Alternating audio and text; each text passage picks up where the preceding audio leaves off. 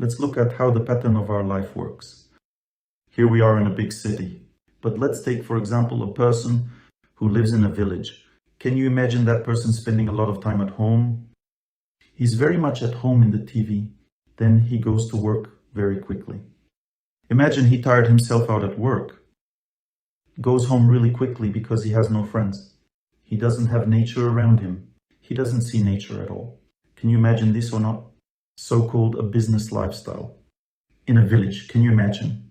Can you? No. Because people live differently there. They communicate with each other, make friends. They go to nature. They come out, smile at each other. You understand? So there is the so-called atmosphere of the city. Now look, let's compare now. I hope you often go to Moscow, don't you? You enter the subway and start running. Do you like being in the Moscow metro? Do you like it? The crowdedness? Everyone is so squeezed. Now let's say the offices there and other places. What do you not like in Moscow? People are all narrow-minded, lonely. It is very difficult for them to create families. It's even worse in America. Just now the young woman and I have been talking about it, that it is a total defeat over there. When I arrived in San Francisco, I went outside and looked around. There were no people on the street at all. I asked where people were. All in their cars, you see. There were no people at all. You cannot come across anyone, that's it. Everyone is separated from each other. No human contact, emptiness, vacuum. So there is a lack of communication, there is no friendship. There is a lack of relationship. You just don't know what to do with it. It's called living environment or habitat. A living environment in the city is such as the one you have here in Saratov. But if you start comparing with Moscow, it's chalk and cheese. You see, you don't even realize how much more people are tense and narrow-minded there, 2-3 times more than you. I see people, I feel the subtle mental body, the connections between people. People are like that there, you understand? Well, there's more money there, and that's how people choose. There was once a film for children, Golden Key, and there is Tortilla there. She asked Durimar, who was asking for a golden key from her. She asked him, what do you need more in life, money or happiness? And he says, how much does this little key weigh? How much gold is in it? The key was not intended for weight, it was intended for happiness. But he chose the wrong thing. Please try to understand this. There is a double-edged sword in everything. Let's say everyone wants to go to Europe. You come to Europe and there is even more narrow-mindedness. People are even more tense. It's harder to create families there. You understand? There are 3 stages of the moral deterioration of a person. First stage, women have feminine character flaws, men have masculine flaws. That is, women are touchy, oversensitive, lazy. That is to say, male character flaws. In men, that is anger, toughness, stubbornness, and so on. Second stage of deterioration, women get tough, stubborn, tense like men. And men become sensitive, lazy, you understand? This is the second stage. And there is a third stage of deterioration, when a woman can no longer tolerate the opposite sex. And with each stage, the ability to tolerate the opposite sex decreases. And at this stage, the third one, the woman loses the ability to tolerate the masculine principle, so much that her sexual functions are readjusted to the feminine principle. And men stop tolerating the feminine principle, and in them the male sexual functions are readjusted to the masculine principle. The cause for all that is a moral degradation that is happening, which in principle is strongly connected with this very exhaustion of a person. The more a person is exhausted in a metropolis in modern life, the less able he is to live in a family, the less able he is to withstand someone next to him for a long time, some person, and so on. This is a destructive trend. It is going on all over the world. You see, the institution of the family suffers enormously. The more urbanization there is, the greater this culture of such big cities is. The less chance there is to live together. People, let's say, if you take the US, there are completely different standards of life. There, for example, a 2-room apartment means a room with a bathroom, and another one with a second bathroom, and some sort of common area. You understand? This means people do not see each other. They live in kennels of their own. Everyone has to have their own area, separate area for living, you understand? But if we go back, let's say, 150 years ago, people lived in one big house. And not one, but 3 generations together, you understand? That is children, grandparents, parents, their children already with a wife or husband, you understand? So 3 generations of people lived together and tolerated each other. And everything was fine. There were relationships. I'll give you an example. I have one friend. He is Indian, a dealer in precious stones, and he has a big house. And his son with his family and 3 children live in this house. Another son with his wife and 2 children also lives there. My friend himself with his wife live in the same house too. My friend himself is an old man. I told him, you have enough money? Why don't you build houses for your children? Why? Well, how can everyone live in one house? Well, the house is big, normal size. And he says, are you cursing me? You want to deprive me of the opportunity to see my children and grandchildren. And they have such a good relationship. They see their father and bow to him, you understand? They ask him for his blessings for everything. Very respectful and kind relationship. They solve all issues together. This is a completely different way of life, but it requires a different mindset. For example, I come there, I take a quick shower and that's it, let's start solving issues. He looks at me and says, are you tired after the journey? Have a rest. I say, I have no time. Then again, and they say, calm down. You understand? They take me somewhere to rest a little, they give me a meal, talk to me. I relaxed, my brain started functioning again. I began to smile, to be kind to everyone. Only after that they start talking to me. I'm talking about the culture of life. I'm saying that if we are in this state of consciousness, work, home, TV, then everything is tense. TV is also all about action now, movies used to different. Remember the film White Son of the Desert? All was so calm, like Your Honor, Lady Luck. So everything is calm. Everyone is so kind. Even Abdul, he is also like that.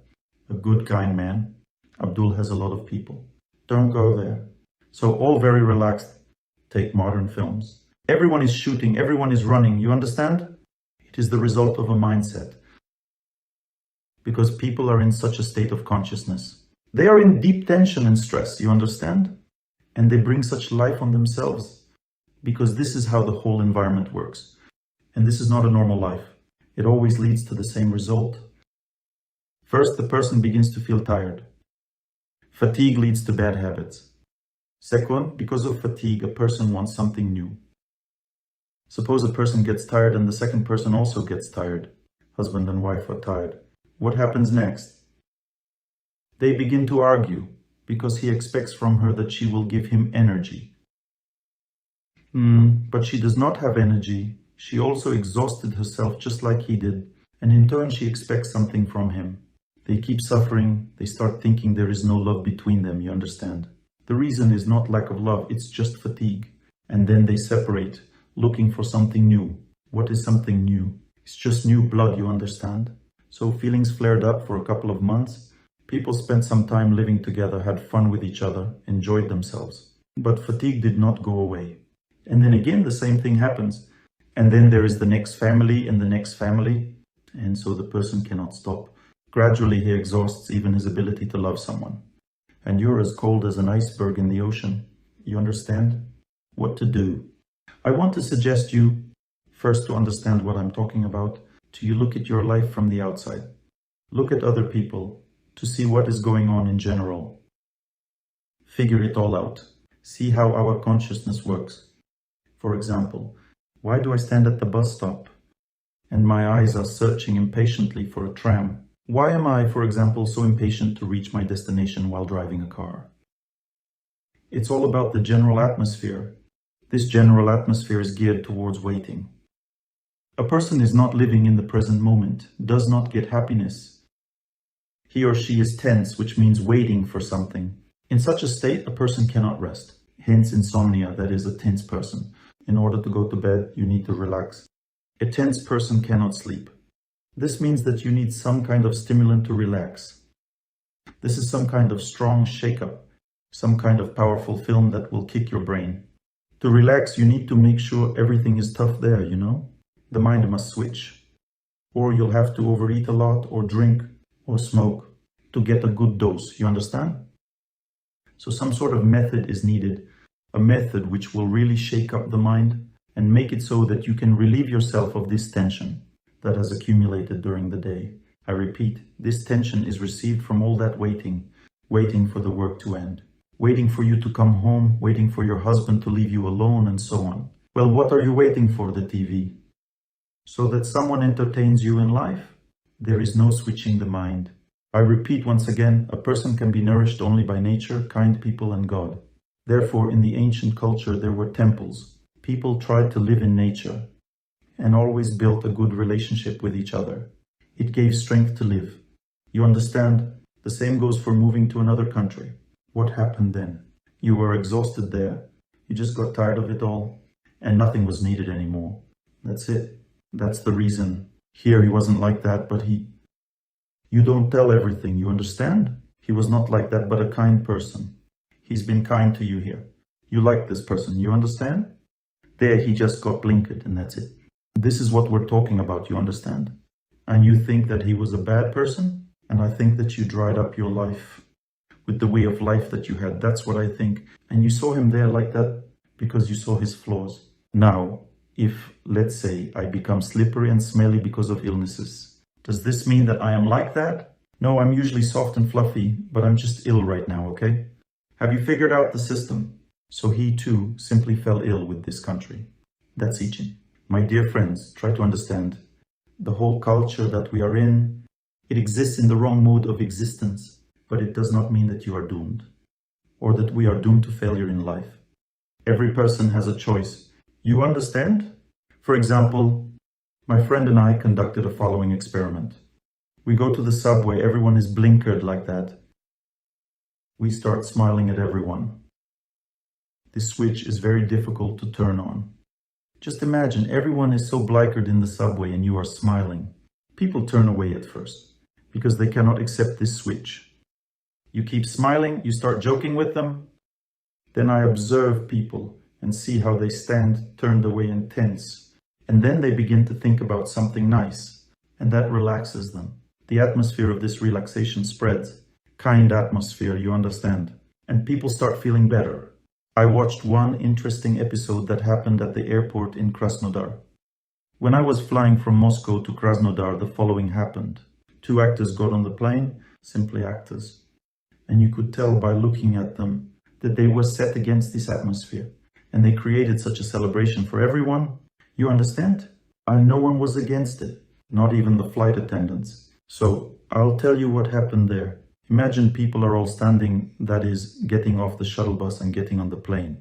This person comes out, one of them comes out and stands at attention like this. And the other starts to sing like this. So the flight attendants are standing and looking. And the second one comes out and also salutes and then goes into the plane. Everyone just burst into laughter. And he goes in, and then the other one. And when he passes, he says, at ease. And the other one goes as well, and so on. I don't know. Maybe they had rehearsed it all like that. Or maybe it all happened spontaneously. But they did the same on the plane. There they were with trays, glasses. The flight attendants were all laughing in front of them. And the whole plane was in a state of happiness. Everyone relaxed, everyone smiled during the flight. I'm just telling you what you can do with yourself in the atmosphere, in the environment where you are. Most importantly, please understand what happens. The person loses their life. What is infertility, for example? Why can't people conceive a child? I analyzed many families. The cause of infertility is excessive tension. That is, there are 2 energies, the energies of water and earth, you understand? In women, that energy gets really low when they fuss and run around. Because of that, they are not even able to conceive, and they start injecting hormones, etc. It's all artificial. We just need to understand the principles of life, you understand?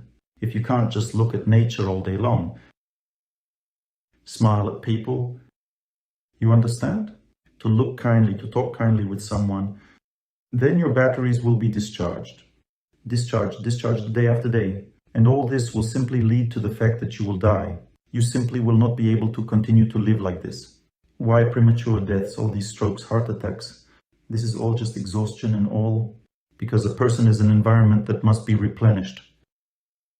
And it is a real switch that is needed. You need to switch yourself. So this healthy lifestyle, you know, Here in the Soviet Union, they had this movement, healthy lifestyle, you know. This is a cool move. They somehow understood people, saw that people needed to be unloaded from this narrow-mindedness, you understand? When I go to the gym, I was interested in fitness. People there are completely different. They smile. They are switched, you know, because they found a way. Let it be weights. This is fine. Another way. There, let's say a garden, when there are people in the garden. Did you notice? They communicate with each other. There they are included in this normal life. That is, they love our friends, you understand? That is, every person needs it.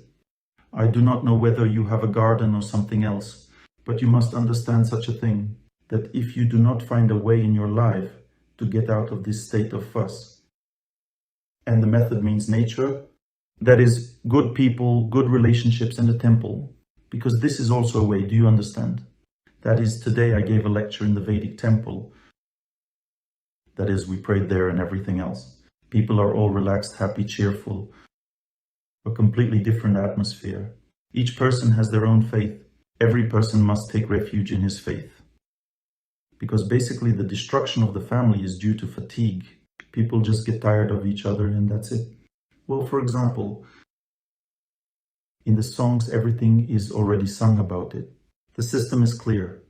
In ancient culture it is said that there is such a thing as family selfishness. What is family selfishness? So let's say you found yourself a man, some kind, and you think, that's it, here it is, my happiness. We sink into each other. But this is only temporary. Do you understand? This pleasure is temporary because you take happiness from him. He takes this happiness from you.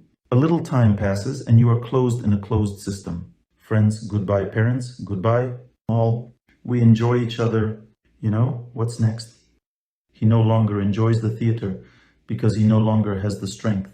What words go next? You used to look at me differently. Why don't you speak to me sweetly anymore? Why don't you hug me? That's where the demands begin. That is, the person does not get further. And why doesn't he get it? Because exhaustion has occurred. Tired swans, you understand? Tired of each other, they used up. And that's why the ancient culture said, don't close each other, don't close, you understand? Be sure to invite your friends home. Let's say you had a fight. Do an experiment. I tell you, the reasons for swearing are exhaustion. Do not think that the reason for the swearing is that he is a bad person. So it seems the reason for swearing is simply exhaustion. The person becomes bad. A dog only bites because of a dog's life, you understand? A person becomes bad because he is exhausted. Take it, just try it, experiment. So you quarreled, invite your friends home, serve them, rejoice at them, take care of them. When they leave, you sit down and smile at each other. You two will stop fighting, I tell you for sure, 100%, because you will be filled with these friends and that's it. This will all end. I will give you an example. Always the principles that live in our hearts, and it seems that without them it is impossible to live. It's kind of simple, well, like a lack of love and that's it. Here is a simple joke, a simple example. My wife and I, we have some kind of principle, I don't even remember what exactly. We had such a principle that we could not even talk to each other. We went to the mentor, came to him. I said my opinion, I'm sure it's true. She spoke her mind. He listened to us, smiled, just smiled while sitting, and then says, let's go to the table. We waited for him to tell us now who is right. I'm telling you, this is a specific joke. I myself give lectures about it. I fell into this ambush, you know. It works so strongly in the mind that this is it.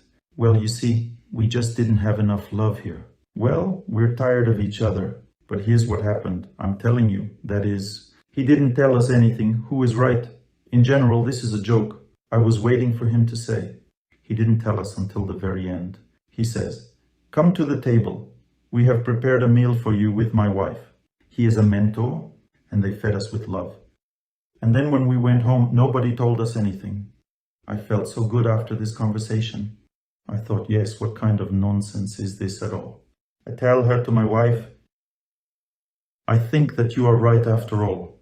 She looked at me like that and said, and I also thought that I thought you were right.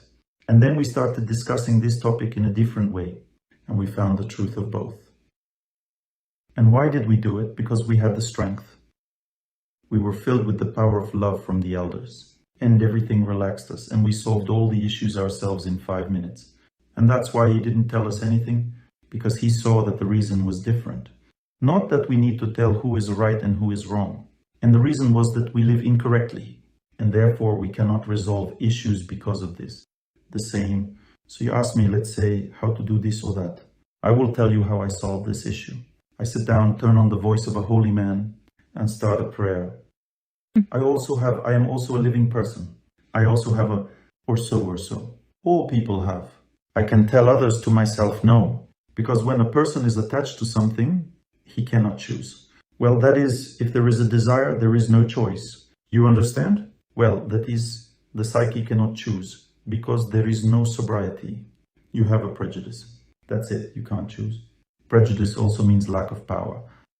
What I do is I pray the elders I pray. I have a bang in my heart, there is peace about both options. I'm generally like, I don't care, no matter which path to choose. That is, when peace has come, it means that you have conquered fate. Fate is taking you somewhere. And if fate does not drag you anywhere, then you can understand how to do it right. I'm comfortable with this option or that option. And I pray on, because the next stage is knowledge. And the heart opens and understanding comes. Where calmly and exactly. Let's take the purchase of a home. Let's say yes. Look, there is an option. Let's say a very cool option. Buy faster, there is a cheap price. Faster. Otherwise others will buy. Such a heat in the heart, vanity. That's it.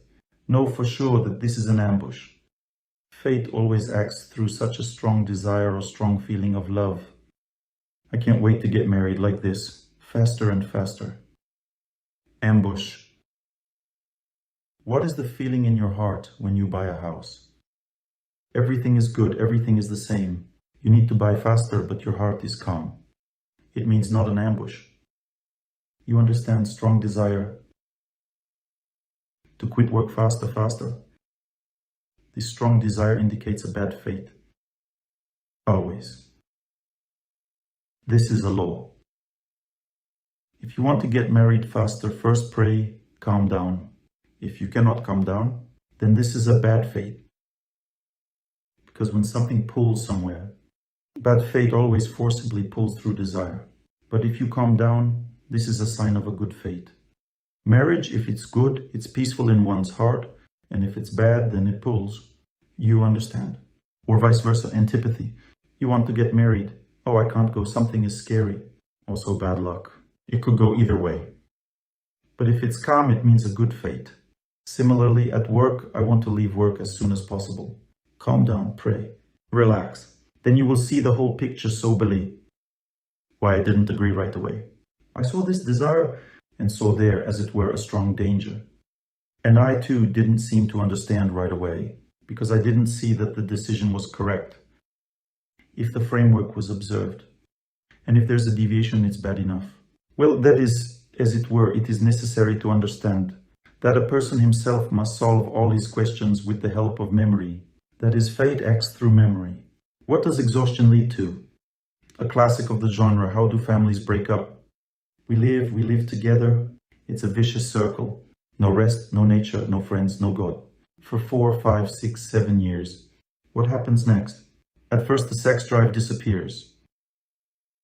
That is, people can no longer feel happiness from sexual relations because the energy is confined. It ends.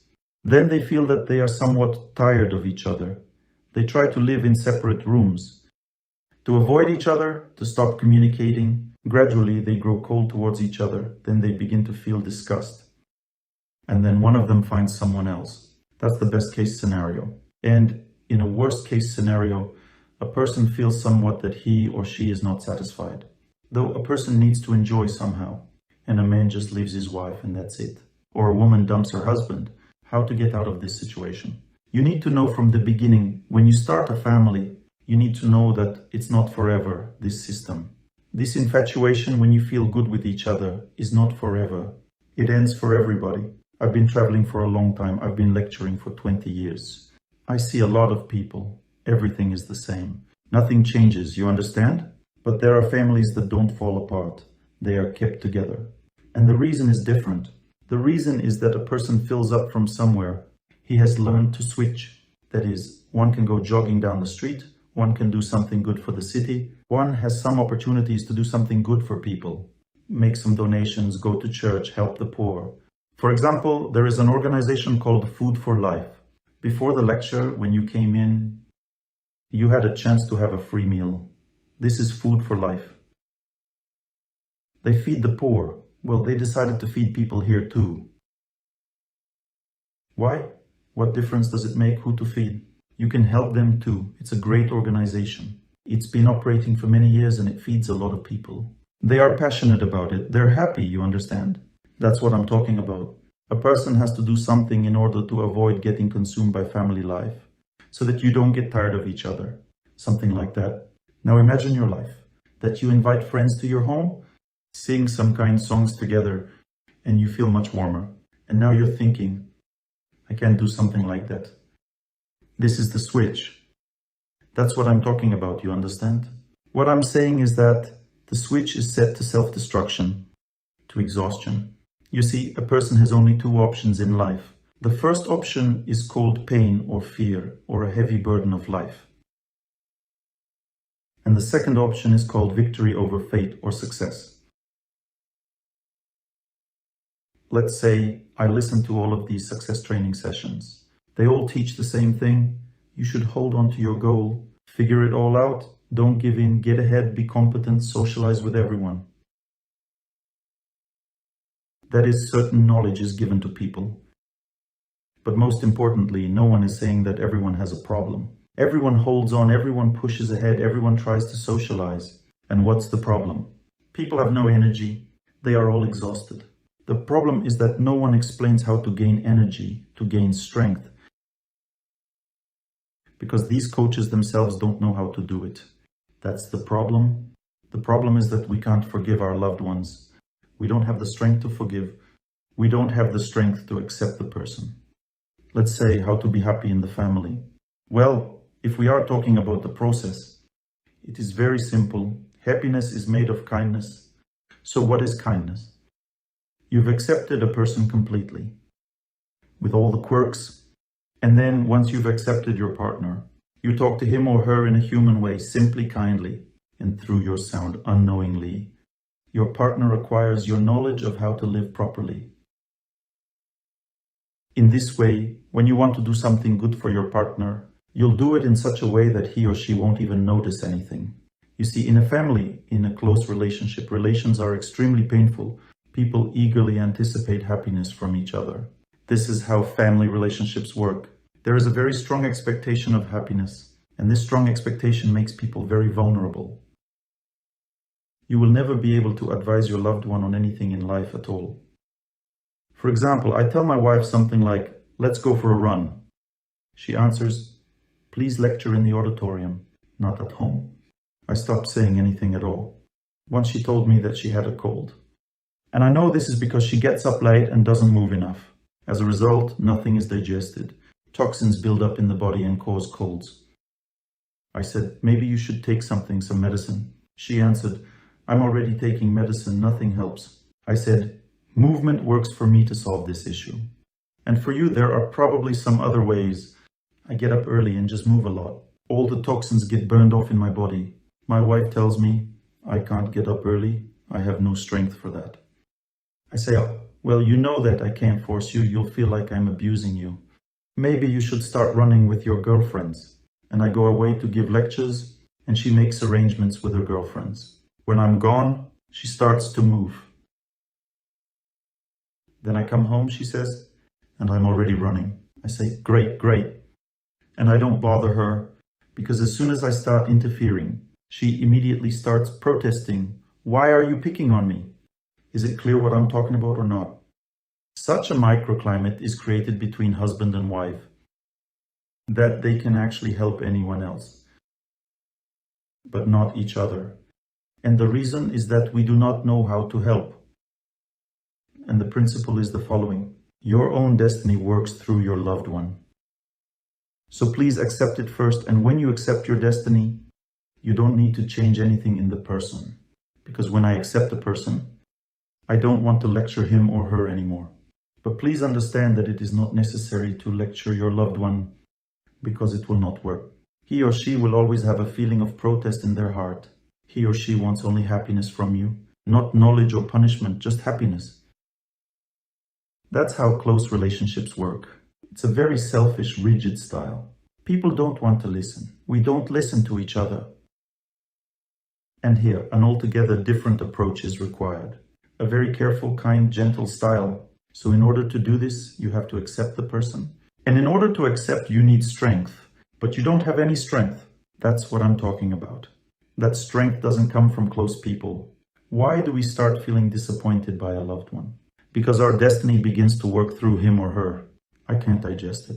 I have a hard time with this person. I can't stand him or her. And then I'm scrambling away somewhere. And I don't realize that it's just my destiny acting. I will then experience the same thing when I'm alone. There is no difference whatsoever. So if I have to experience the severity of fate, I will experience it whether with someone or without them. There is no difference. Understand? But we don't know how this life works. We don't know that our fate will act through those closest to us. Look how interesting this world is. There is a divine part in a person which brings us happiness, and we fall in love with it. It's the reason we enter a relationship with that person. Then we say, I don't understand what attracted me to you. It was a mistake. There was no mistake at all. We saw the divine in that person. People see it. The divine part is seen first. Then, when people get together and begin to live together, destiny begins to act. That is, you start seeing the human part in the person. Their flaws, all sorts of nonsense. Women have women's nonsense, men have men's nonsense. Men can't digest women's nonsense. For them, it is an absolute nightmare. A man cannot withstand it, because a woman can't withstand man's nonsense. For example, a woman's nonsense or flaw is her moodiness. A woman understands another woman. If her mood is bad, it is nothing to worry about. She just needs to sit alone for a while. A man doesn't understand this. He can't understand what a bad mood is. And a man has a man's flaw, which is stubbornness. He has stubbornness in his habits and in his direction of life. The woman says, look, everyone already understands that this is not the way to live. Well, he can't accept it because he is a man.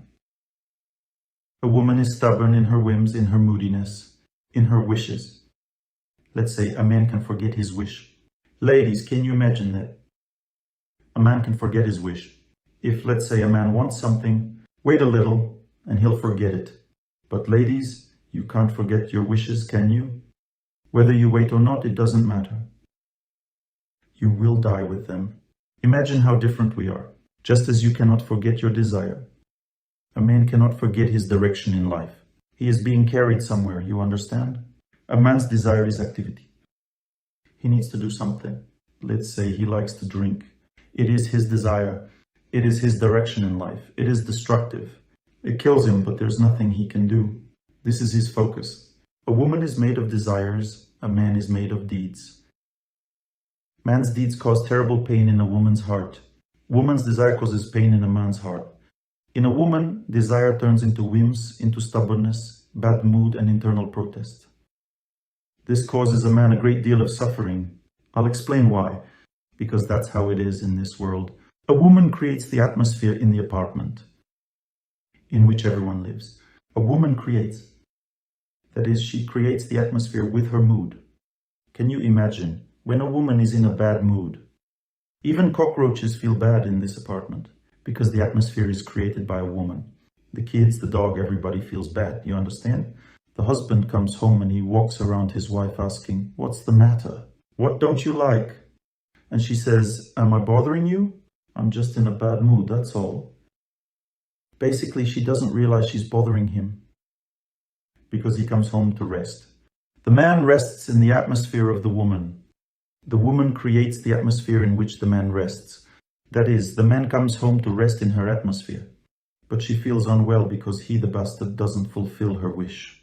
That is, as a result, the man becomes a slave to the woman's desires.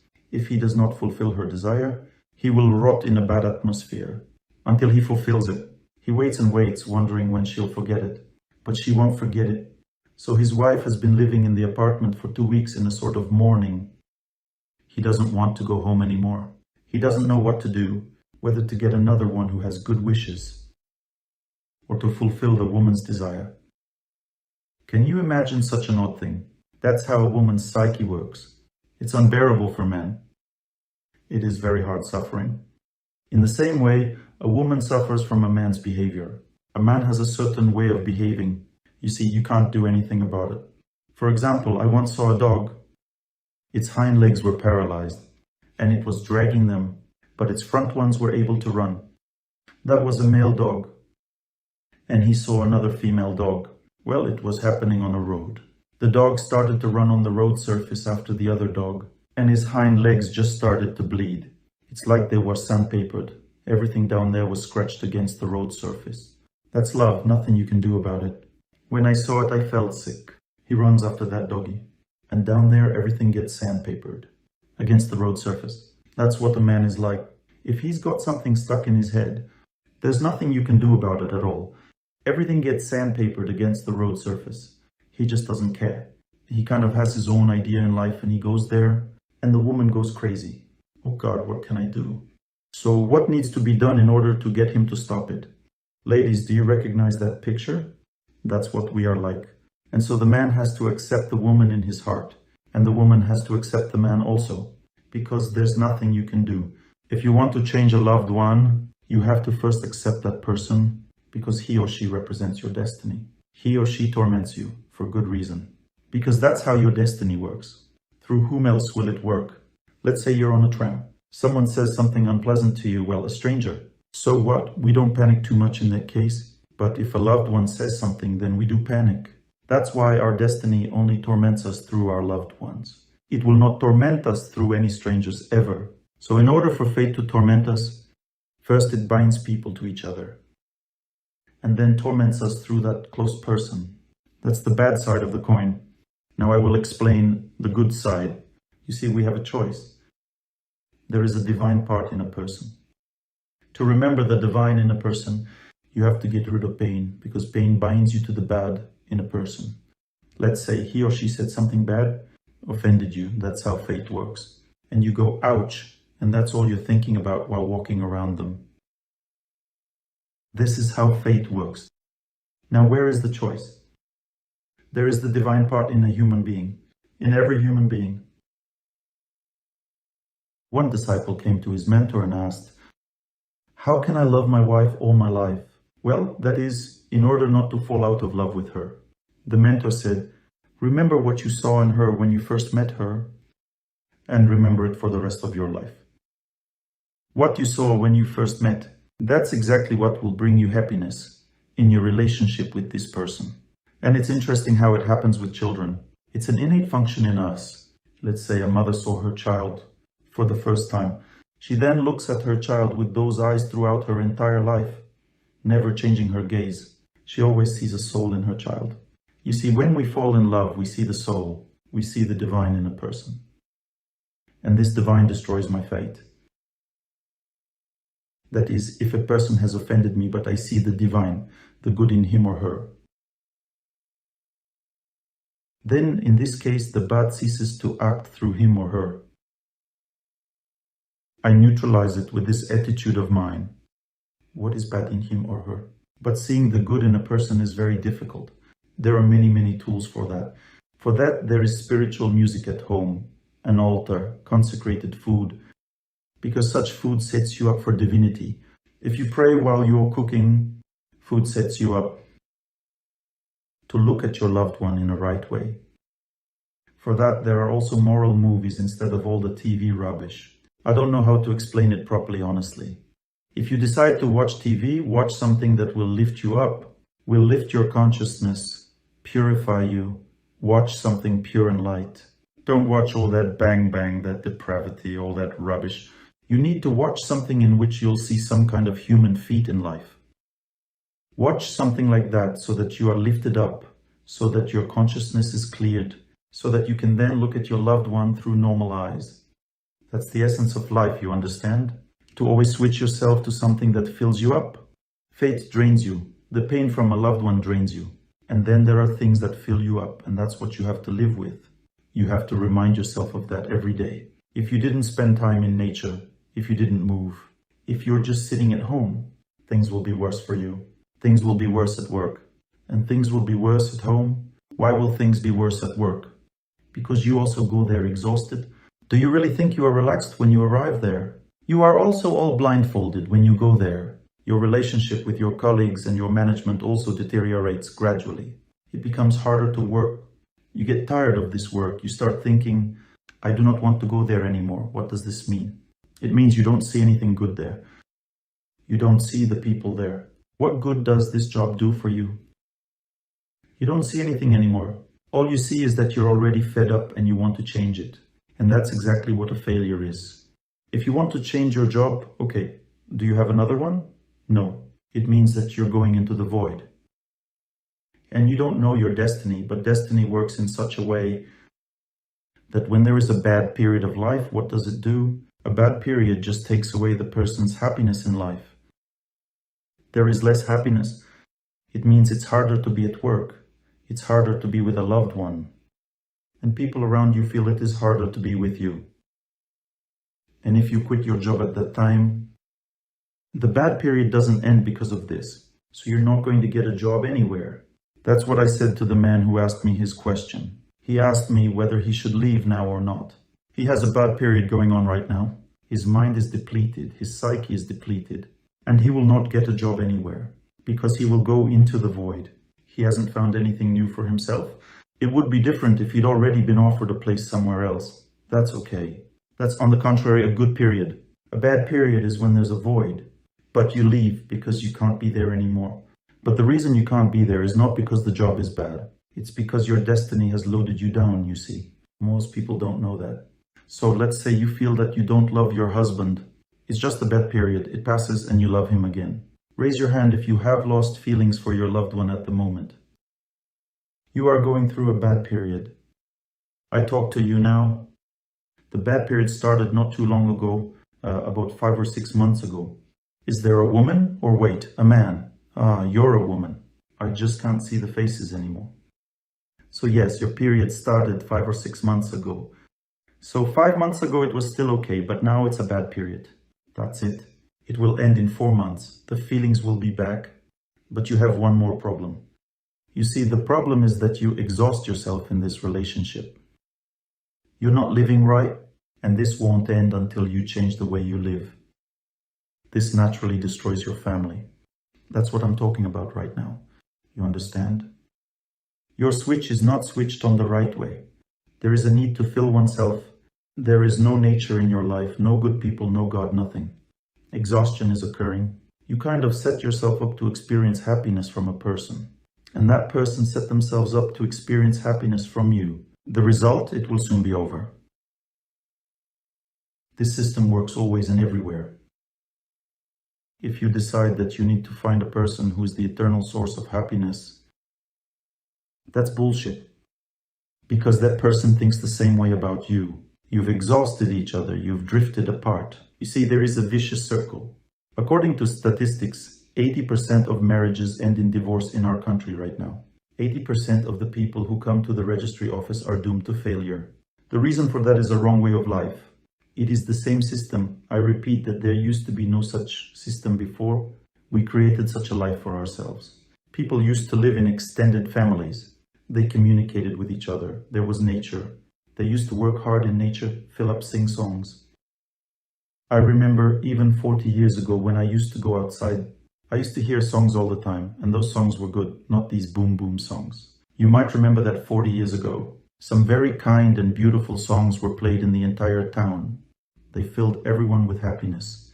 People smiled at each other because the mood was completely different. People live differently, but now everyone is blindfolded. No one smiles. People don't say hello to their neighbors. I'll give you an example. I used to live in Moscow with my wife. We lived there for 7 years. We were moving from one apartment to another all the time. We had a medical center on Arbat Street. Things were always changing all the time, and we got used to living that way. So we once arrived in a new house. There were strangers around. My wife baked some pies and called a neighbor. She said, "I made some pies, but I don't know if this recipe is right. Taste them, please." The neighbor tasted them and told her what was missing. My wife baked some pies once again just the way the neighbor likes them. She gave them to her to taste, and the lady started smiling. 6 months later, I met the neighbor's husband at the staircase landing. We hadn't seen each other before. He saw me and remembered the pies. He smiled at me. I smiled at him. This is what is called atmosphere, and we simply created it by making a certain effort.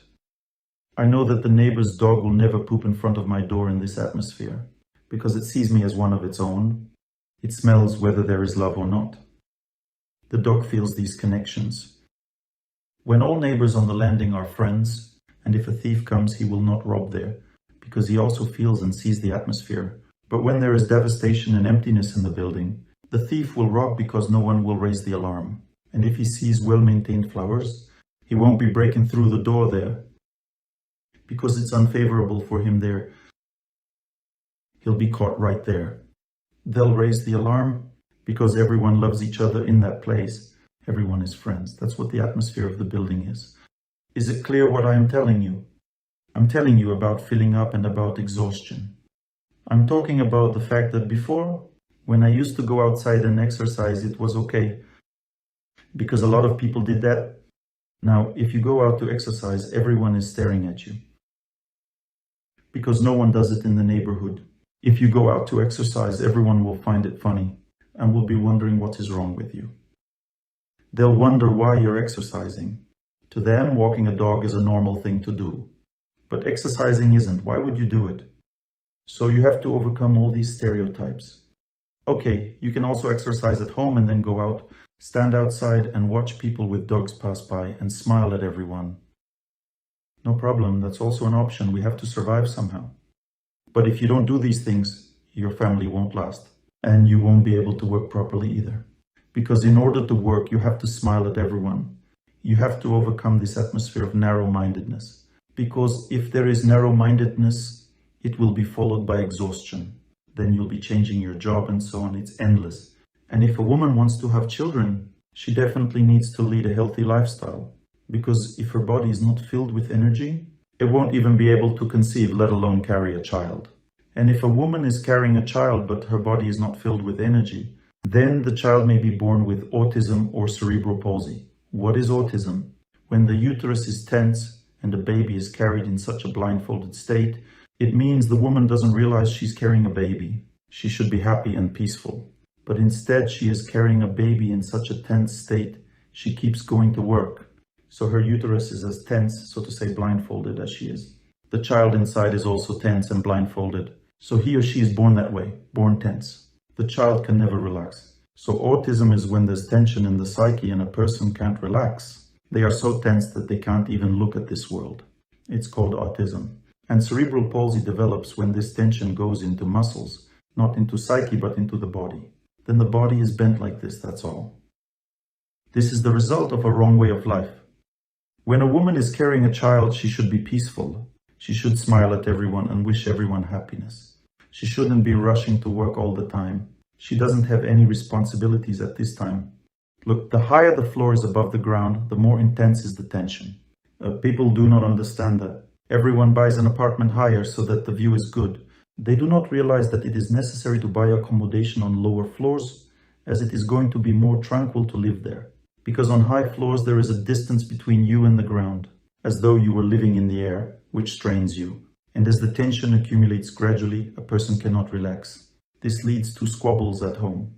Then we give birth to strained children. You have to live closer to the ground, do you understand? For humans do not dwell in the air, nor do they build nests in the trees to live in. We are not birds, therefore we need to live close to the ground. This is how our bodies are designed. When a person is exhausted, one cannot digest the food that gives health. One needs to eat everything overboiled or processed in order to digest. And besides, you still need to eat food. Such is the nutritional trend that people eat everything in such a form as though all that had already been in the stomach. In other words, it is so soft, it is like you do not need to chew anything, you just have to swallow it. For instance, all sorts of pâtés, pastas, do you understand? As if the food was for weary swans, is that clear? Not for a healthy person. Because a person can no longer digest normal food, which is the food that gives strength, such as a fresh cucumber, fresh products, do you realize? You need to eat more raw food in the city, such as herbs and green leaves. It will be hard for you to eat it because both your psyche and body are exhausted. But if you start eating it, you will feel the difference. This is called prana energy. The food you eat should not be overcooked. For example, how do you cook vegetables? You have to cut them into large pieces and bake in the oven to preserve their shape, and they should be half cooked. Do not overcook your food. Then, when you cook something, you should not intermingle everything too much. Did you know that? Pieces should be separate. Think of all those intricate salads with mayonnaise and the like. You mix everything, then you eat it, and then you feel sick as a result, because the body can hardly digest it. When you stuff it with a mixture of everything. It seems so delicious, but we don't know what will happen next. If you want to understand whether you have eaten delicious food or not, you must sniff not the food, but what it is transformed into afterwards. If it stinks, then it indicates that you have eaten something wrong. It has not been digested properly and therefore it stinks. Do you see what I mean? The stench results from the fact that nothing is digested properly.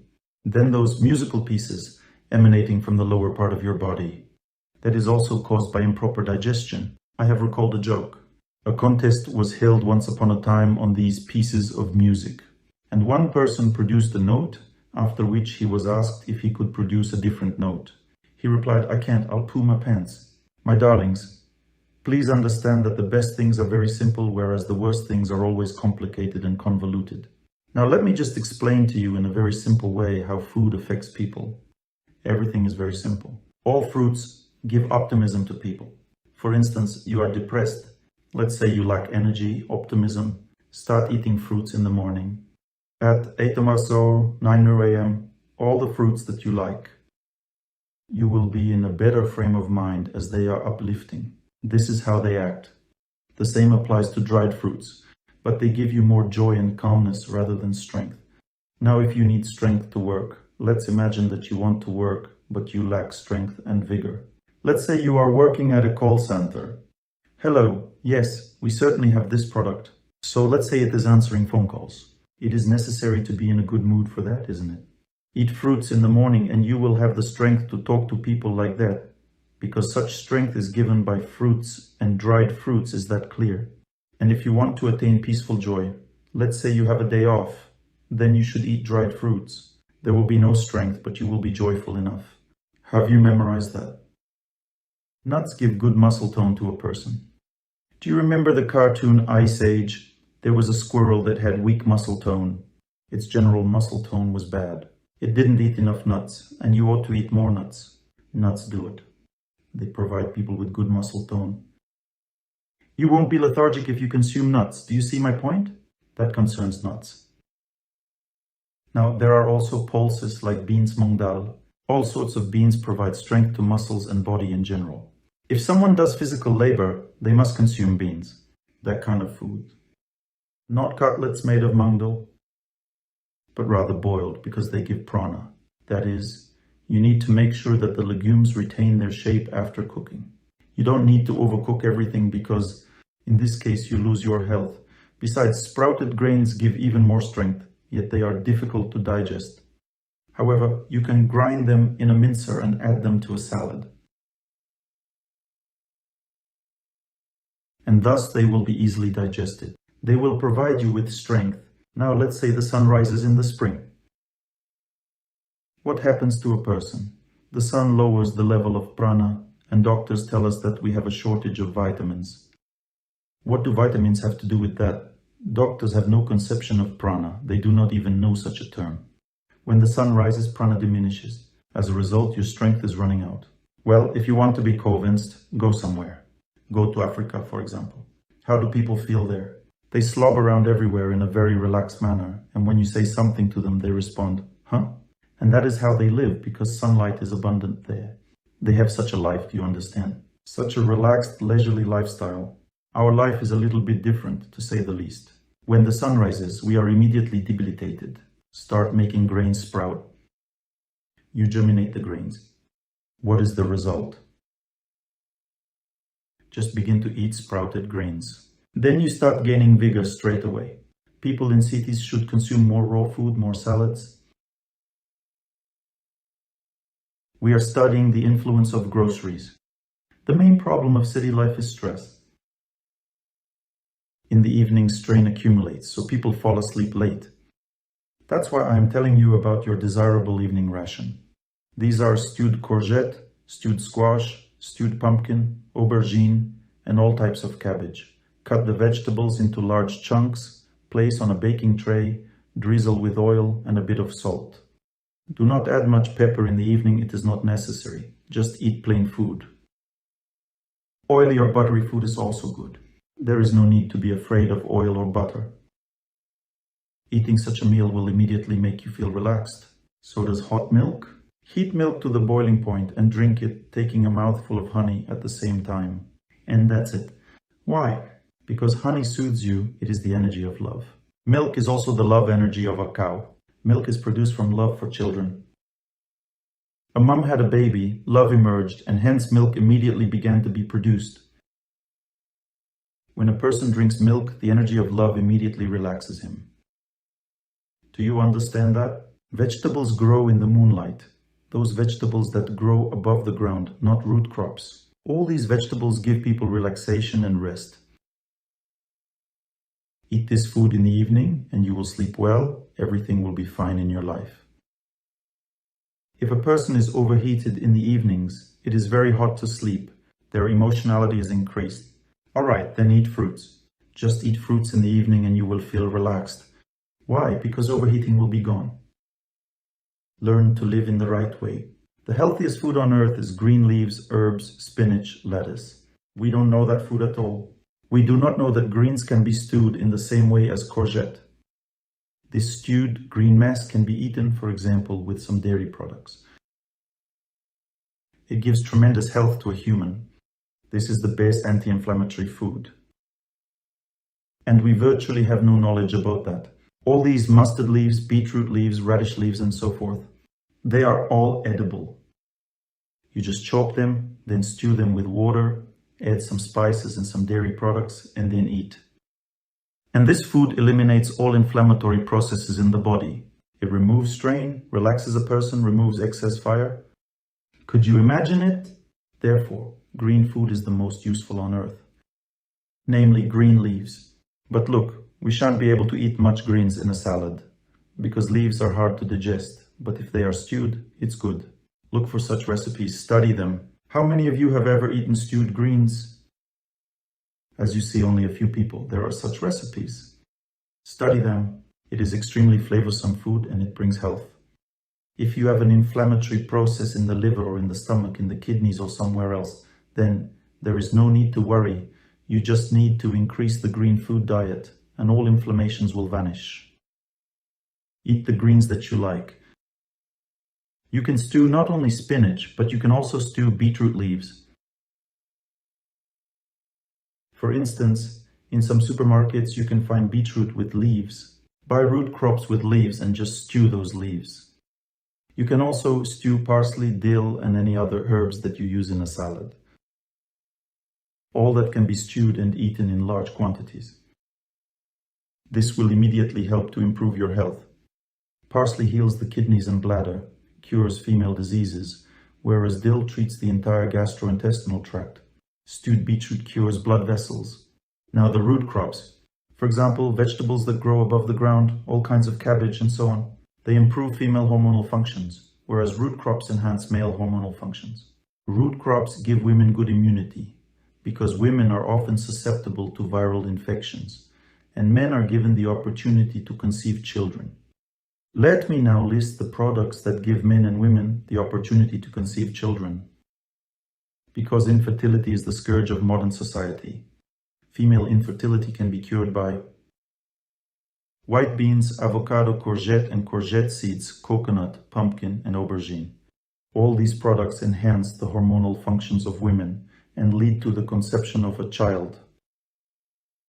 Have you memorized? And also large quantities of cream and milk and other dairy products. Now, male infertility is cured by all raw root crops, such as carrot, beetroot, celery, parsnip. You also have to drink ginseng tea. Ginseng always helps men to combat infertility, as it activates spermatozoa. That's ginseng root. Let us move on. Thus, male infertility again. Eat germinated grains of wheat, germinated grains of oats, germinated grains of barley. Now let's talk about nuts that fight female infertility. It's cashew nuts and peanuts. As for male infertility, nuts also curate. These are almonds, hazelnuts, and Brazil nuts. If you introduce these products and all that food I have told you about into your daily meals, then infertility can be cured without medicines. All these products boost hormonal functions in humans. There is another thing that battles male infertility. It is jogging. When a man jogs, his sperm cells are activated. Massage is in progress. Female infertility is treated well by yoga exercises. There is such an exercise, butterfly position. That's when a person sits down, keeping their feet together and knees apart.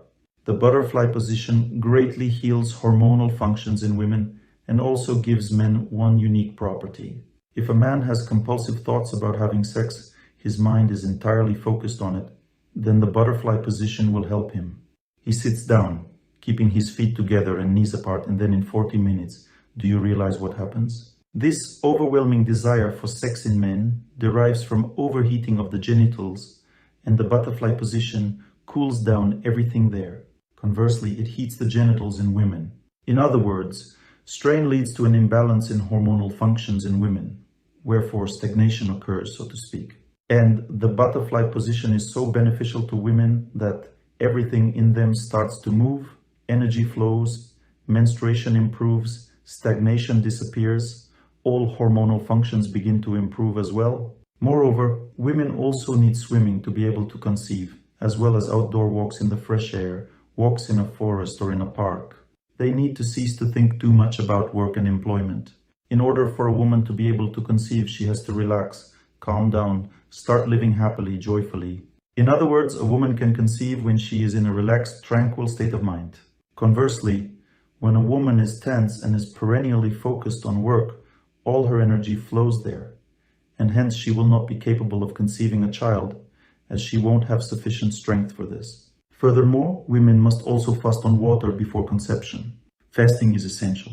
Apart from that, women can also fast on green leaves and herbs before conception, eating only salads. This would also be regarded as good fasting to conceive a child.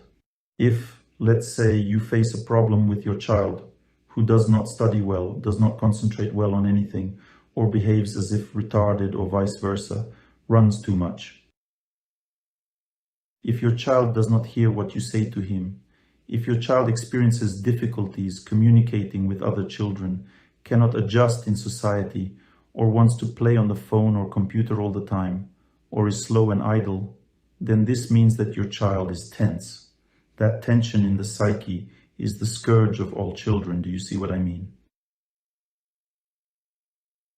Not only adults suffer from tension, but also children, because they live in such an ambience. I have a friend.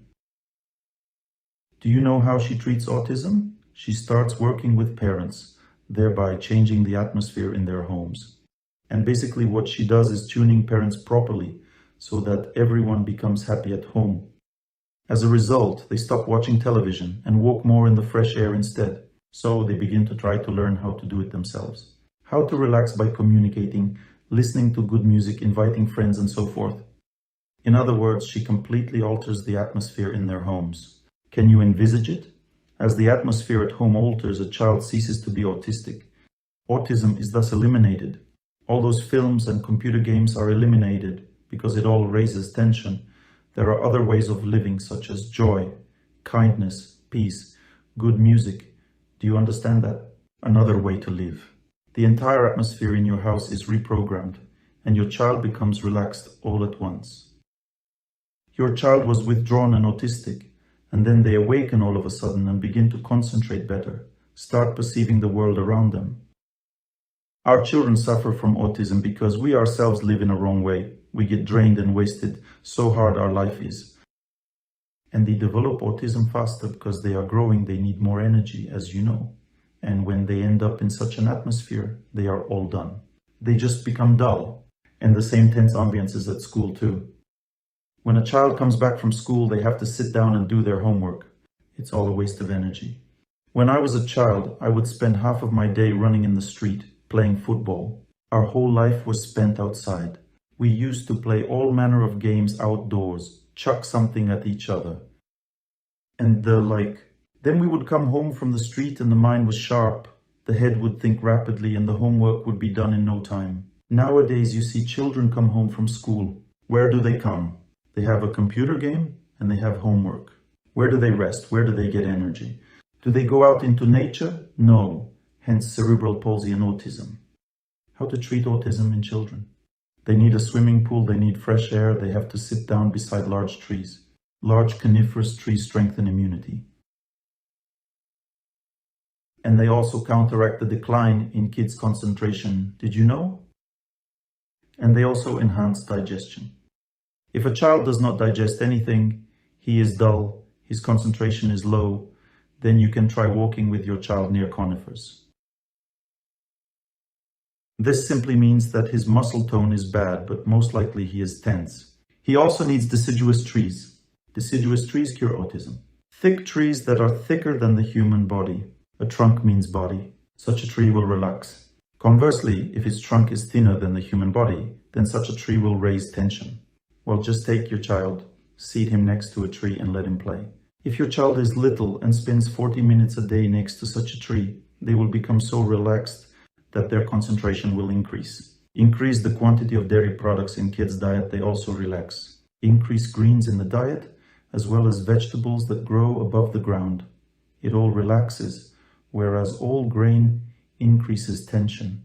Children love grain, but it makes them tense. Oats, wheat, rice, all that raises tension. Meat makes a person dull, dumb if you wish, do you understand? Because it is heavy food, it does not help cure a child.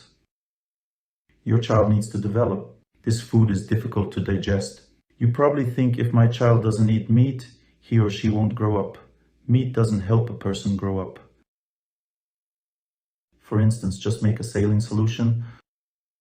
This is what is in our stomach. Just start boiling a chunk of meat and a piece of cheese in a saline solution.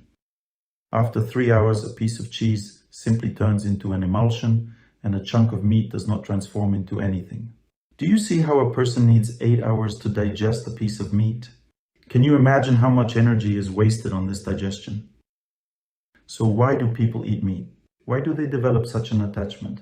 Because meat extinguishes energy. Thus, tension is artificially relieved, owing to the fact that a person becomes dull. That is to say, a person is seemingly not tense, but at the same time, he or she does not understand anything. Is that clear?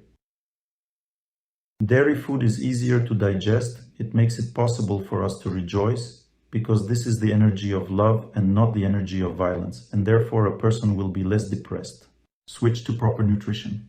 All scientists of the world, all nutritionists nowadays, agree on the fact that meat reduces life expectancy. Red meat is the main carcinogen. A multitude of dissertations have already been written on this subject. Did you know that? Learn to eat lighter food. Modern nutritionists recommend eating lighter meat. Therefore, there has been an increase in the sales of light meat, such as poultry, in our country. People have begun to purchase more poultry because they have realized the need to switch to a healthier living. In Europe, for example, many people live without any meat at all. Moreover, in North America, most people drink green cocktails or smoothies. It's a terrific thing. It's food that provides health. If you do not want to stew greens, then take a blender. Just grind any greens, salt them, add some pepper and drink it. It's a marvelous thing. Did you know that? It heals a person immensely. And if you sweeten it and give it to your children, then it will relax them. It also cures autism. If you want to cure autism in a child, then enroll them in any sports activities once they have grown up a little. Enroll them in any activities that involve running and jumping, and they will become more active and lively, sort of awakened.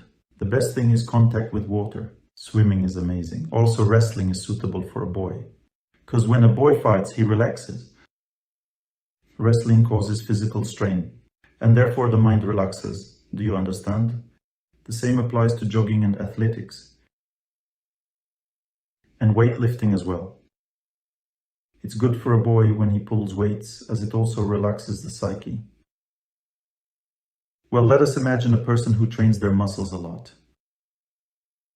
How does he look? For example, Arnold Schwarzenegger. The psyche is relaxed because all the energy has gone into the muscles. Scientist Pavlov examined this issue in his studies. This is a highly efficient way to relieve stress. He claimed that the only effective way to alleviate stress is to direct all the energy into the muscles. It's a great idea which has been used since ancient times. We do not make use of it. That is why there is so much tension nowadays. It's good that gym activities are developing now. When people train their muscles there, it's a brilliant way to relax. So much better than all those horror films and other junk programs on TV. It definitely won't relax you. It's just self-deception. Workout does not extend life expectancy, but it harmonizes your life. When muscles are strong and robust, it improves the condition of the organs inside our body. Because when a person trains their muscles, their liver and kidneys also get massaged, thereby being purged of all unnecessary salts. All that rubbish is removed from the body. Everything is healed and restored at the level of the physical body. I have also started working out recently. I see how it works. But subtle psychic channels are cleared only by the methods that I mentioned to you yesterday. If you want your body to look younger, you should know that its youthfulness depends on psychic channels and not on the physical body.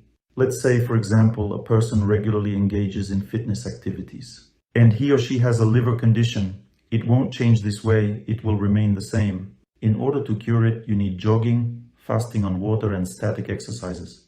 When a person does this, they gradually get rid of any chronic diseases and conditions. You will clearly feel how the liver begins to heal, and you will feel it when it terminates. Healing lasts about 3 to 4 months. Thus, when a person works out and exercises for a long time in conjunction with fasting, static exercises, and jogging, their body is gradually rejuvenated. It takes time, but when it happens, you will certainly feel it. For instance, when I was 49 years old, I moaned and groaned when I bent my back. I felt it even though I practiced yoga. I bent over or went up the stairs somewhere and then puffed and panted. And that was it, aging. Hello, old age, do you understand? But now I neither groan nor do I run out of puff. I started running. When I started running 16 kilometers, I felt young again, do you know? Therefore, my entire system was rejuvenated. Understand? My psyche was awakened. I became light and joyful. And my muscles and entire body internal organs rejuvenated. I could feel how the structure of my body changed. I have a hereditary predisposition to prostatitis. All male relatives were diagnosed with benign, then malignant prostate tumors. So have I. I've been a vegetarian for 30 years. But I'm starting to get this benign prostate tumor that's forming. I can see it in myself. After I started running, 1 hour to 1 hour 20 minutes, the tumor dissolved. Everything's younger. It became normal. Early menopause in women also occurs because the body simply does not work properly. You see, a woman won't have premature or early menopause if she keeps fasting and long movement. Early menopause would be delayed, and at 45 she can still have a baby safely. Now look, here I am giving you some specific practical advice. Try to diagnose yourself. If you feel that you are not in a relationship with your husband, you can't talk about anything, you live together, but there's nothing to talk about. You get tired at work. Well, you feel that you are tired of work, and you think of getting another job. There's nothing to talk about with your husband. Children are very disturbing. I mean, it's like you can't handle them. If the city you are in is boring already, it means that you are exhausted. That is it. Don't draw any more conclusions. Neither that your husband is bad, nor that your job is bad. Don't draw these conclusions. You're just exhausted. What to do? You would say, I cannot go jogging. No one is forcing you to start running. Start walking. You probably say, I can't go walking, I don't have time. As a woman once said, I don't have time. Then you choose life or death, because it's only going to get worse. I'm telling you for sure. 100%. Go outside, turn on some lectures, because it's better to listen to a lecture in the fresh air when you're walking.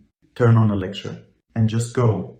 At first you just walk, Then you can buy walking poles and walk with poles, so everyone can see that you're doing sports. Then start running, because walking with poles is worse than running. It's better for women to run together with someone. Two women are already feeling more confident. No one is going to get in the way, even if two women share one pole each. What about the bicycle? You know, when you are cycling, you pedal once, then you just ride. Your back is bent all the time, and your kidneys are overstressed. This is not a way to cleanse the body. Sure, the movement will make you feel good, but there will be no cleansing. Why cycle when you can just run? Why don't you want to run? Because it's hard, isn't it? That's why many prefer a bike, right? Well, let the kids ride their bikes. They are children, they need some movement. If you went for a run and kids don't want to run with you, let them ride their bikes. If your wife doesn't want to run, let her go on roller skates. The main thing is to do something. At least something. My wife says, I want to go out together, but I won't run. So you can run forwards and backwards around me. I say, okay, no problem. We go outside.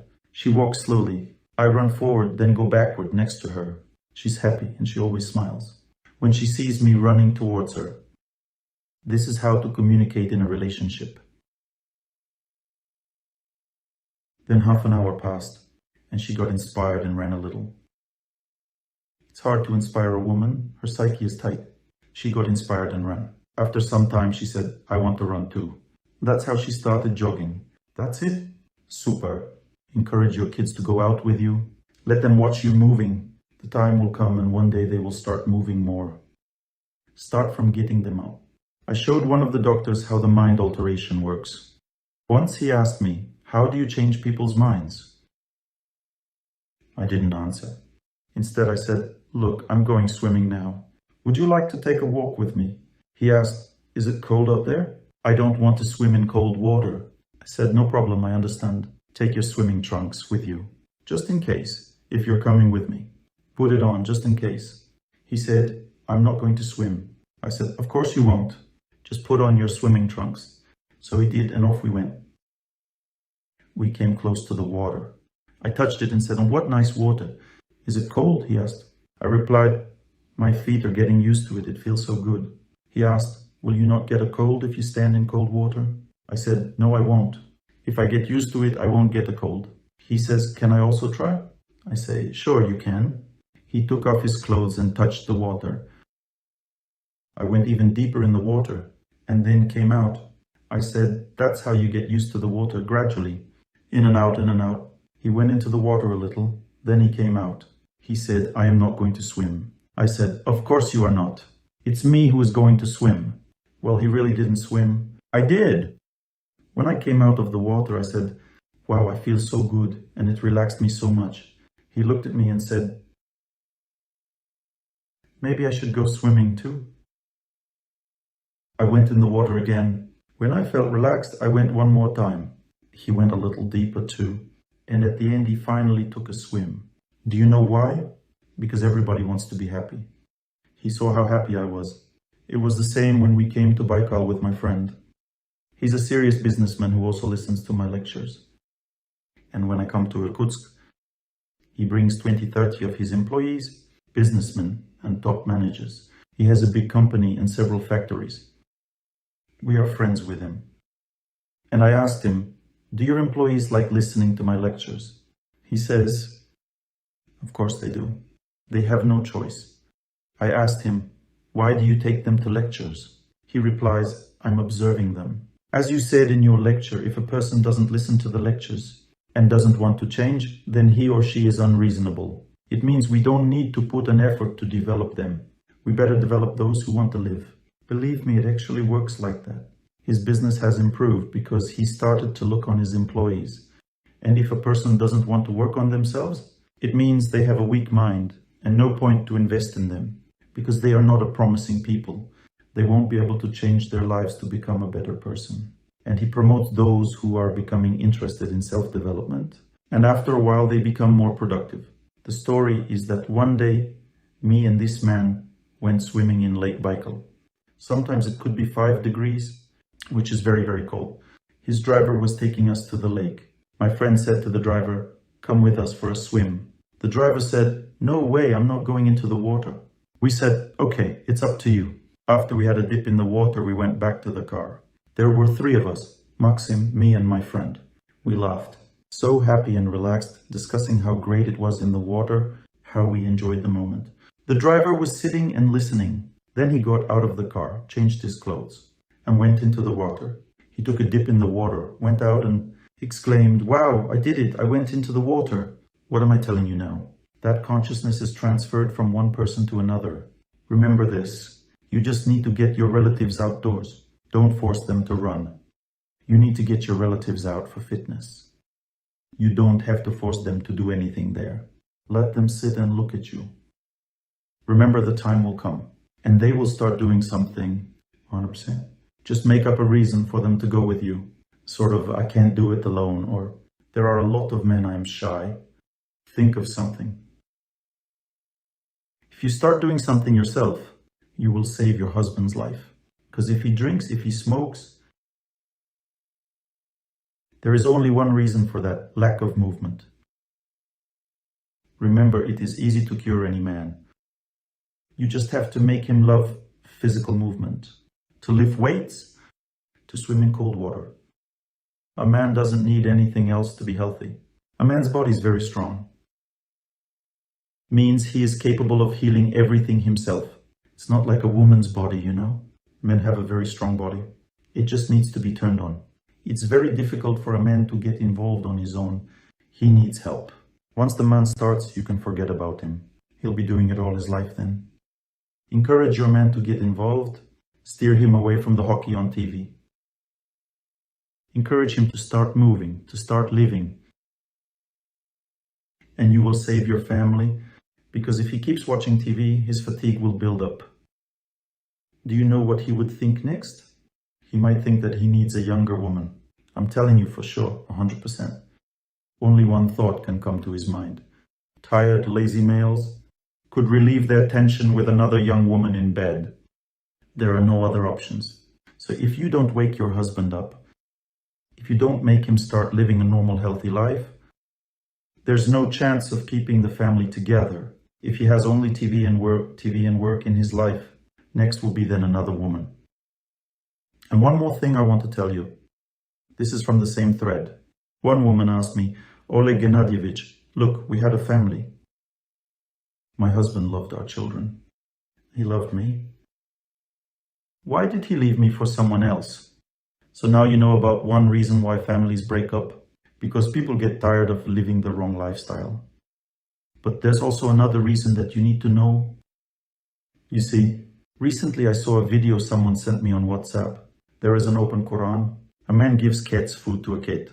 The cat is hungry and tries to get the food. The man draws the cat towards the Quran, but the cat bypasses the book. It doesn't step on the Quran. The cat doesn't step on it. He tries to get the cat to step on the book by interacting with the food. The cat does not step on the Quran. Then the man puts down another book. The cat was beckoned by the food, and it walked on the book to get the food.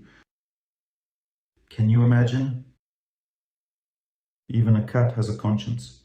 When it sees a sacred object, even a cat. What do you think? That your husband doesn't have a conscience? I'm telling you for sure.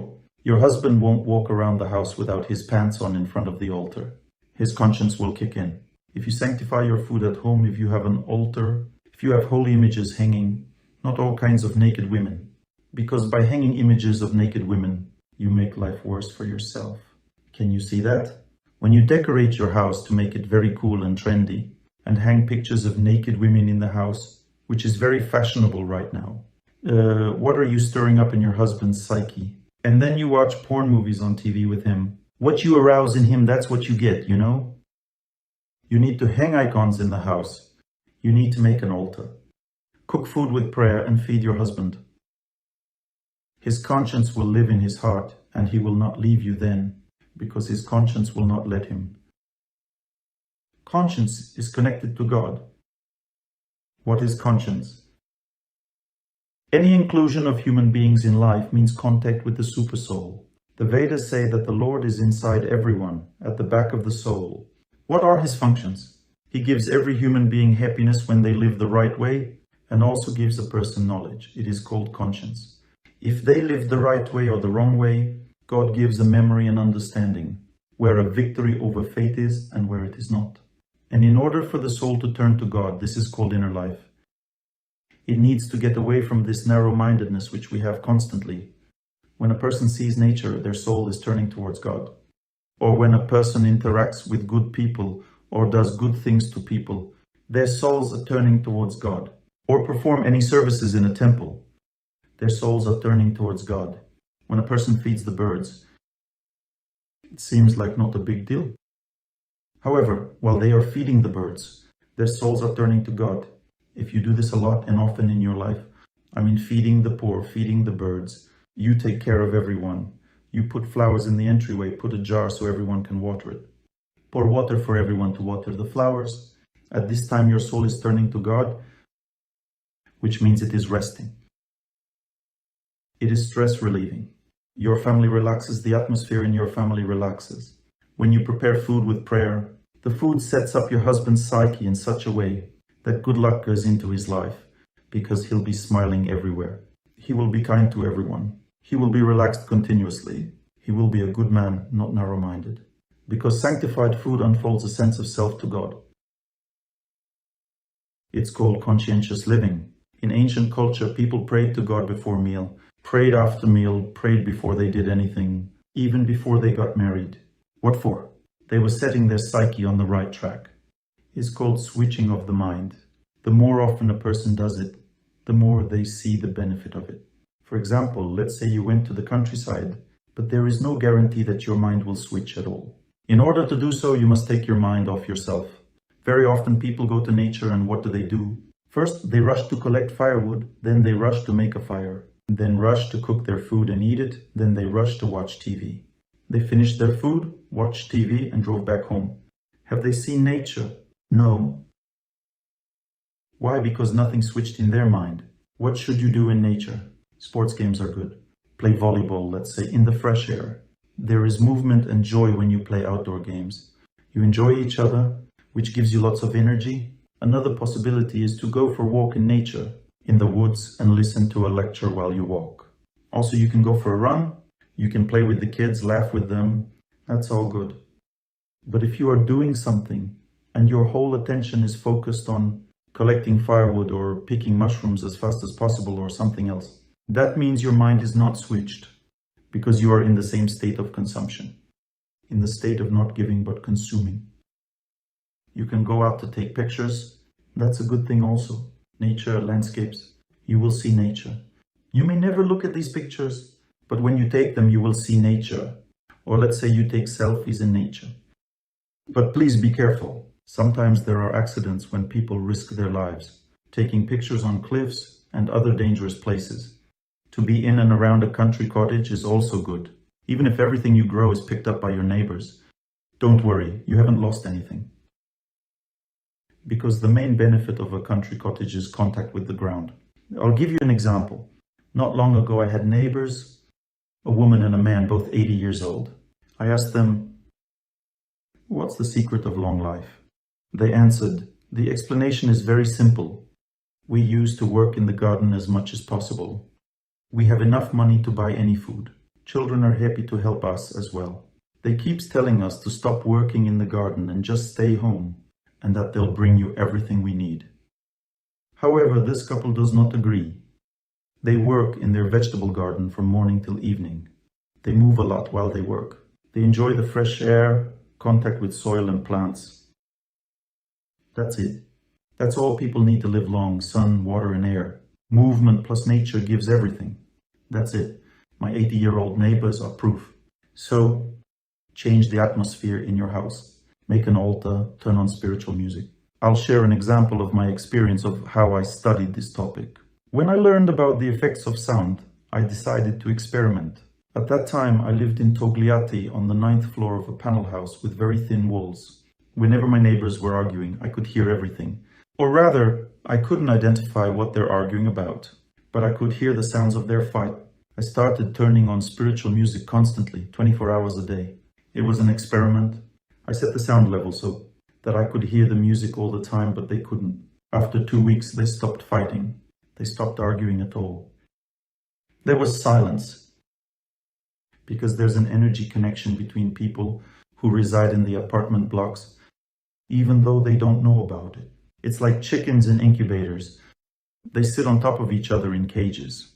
One chicken is pooping on the head of another chicken. Do you get the hint of what I am saying?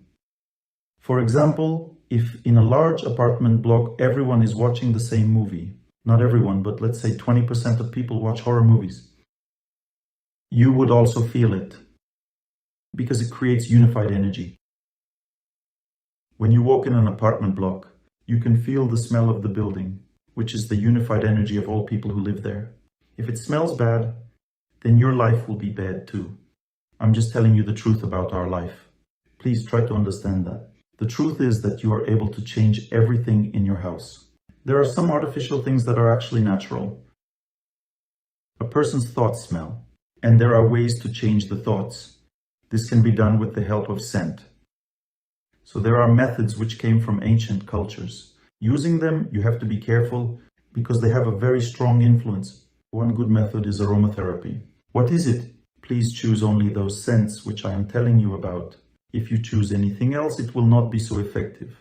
First, use peppermint oil, menthol oil. Second, saffron oil. Third, rose oil. Fourth, lavender oil. Fifth, myrrh is such an amazing oil. Sixth, use of musk oil. Seventh, sandalwood oil. These are the oils. What to do with them?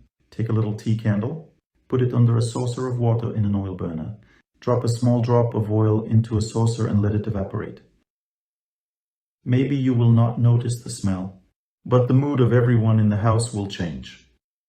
Use sweet-smelling oils rather than aromatic ones. There are hundreds of other oils that can be very dangerous to health. They can even change your health. It's a powerful influence, but all these oils that I've just listed are sacred. In other words, they will improve your destiny, meaning that they improve the mood and make people so happy, cheerful, and malleable. Whichever of these oils you like best, use those. You will have such a pleasant, sweet smell in your home. You see, this smell brings a good atmosphere and luck. You can also use it in the office. Let's say if you are in retail, use it to improve sales and work performance. Just turn on the aroma lamp and put on some blissful music. I'll give you an example. This is a real case. One man in Moscow was selling electronics, and he decided to experiment. He put on my audio lectures in his shop.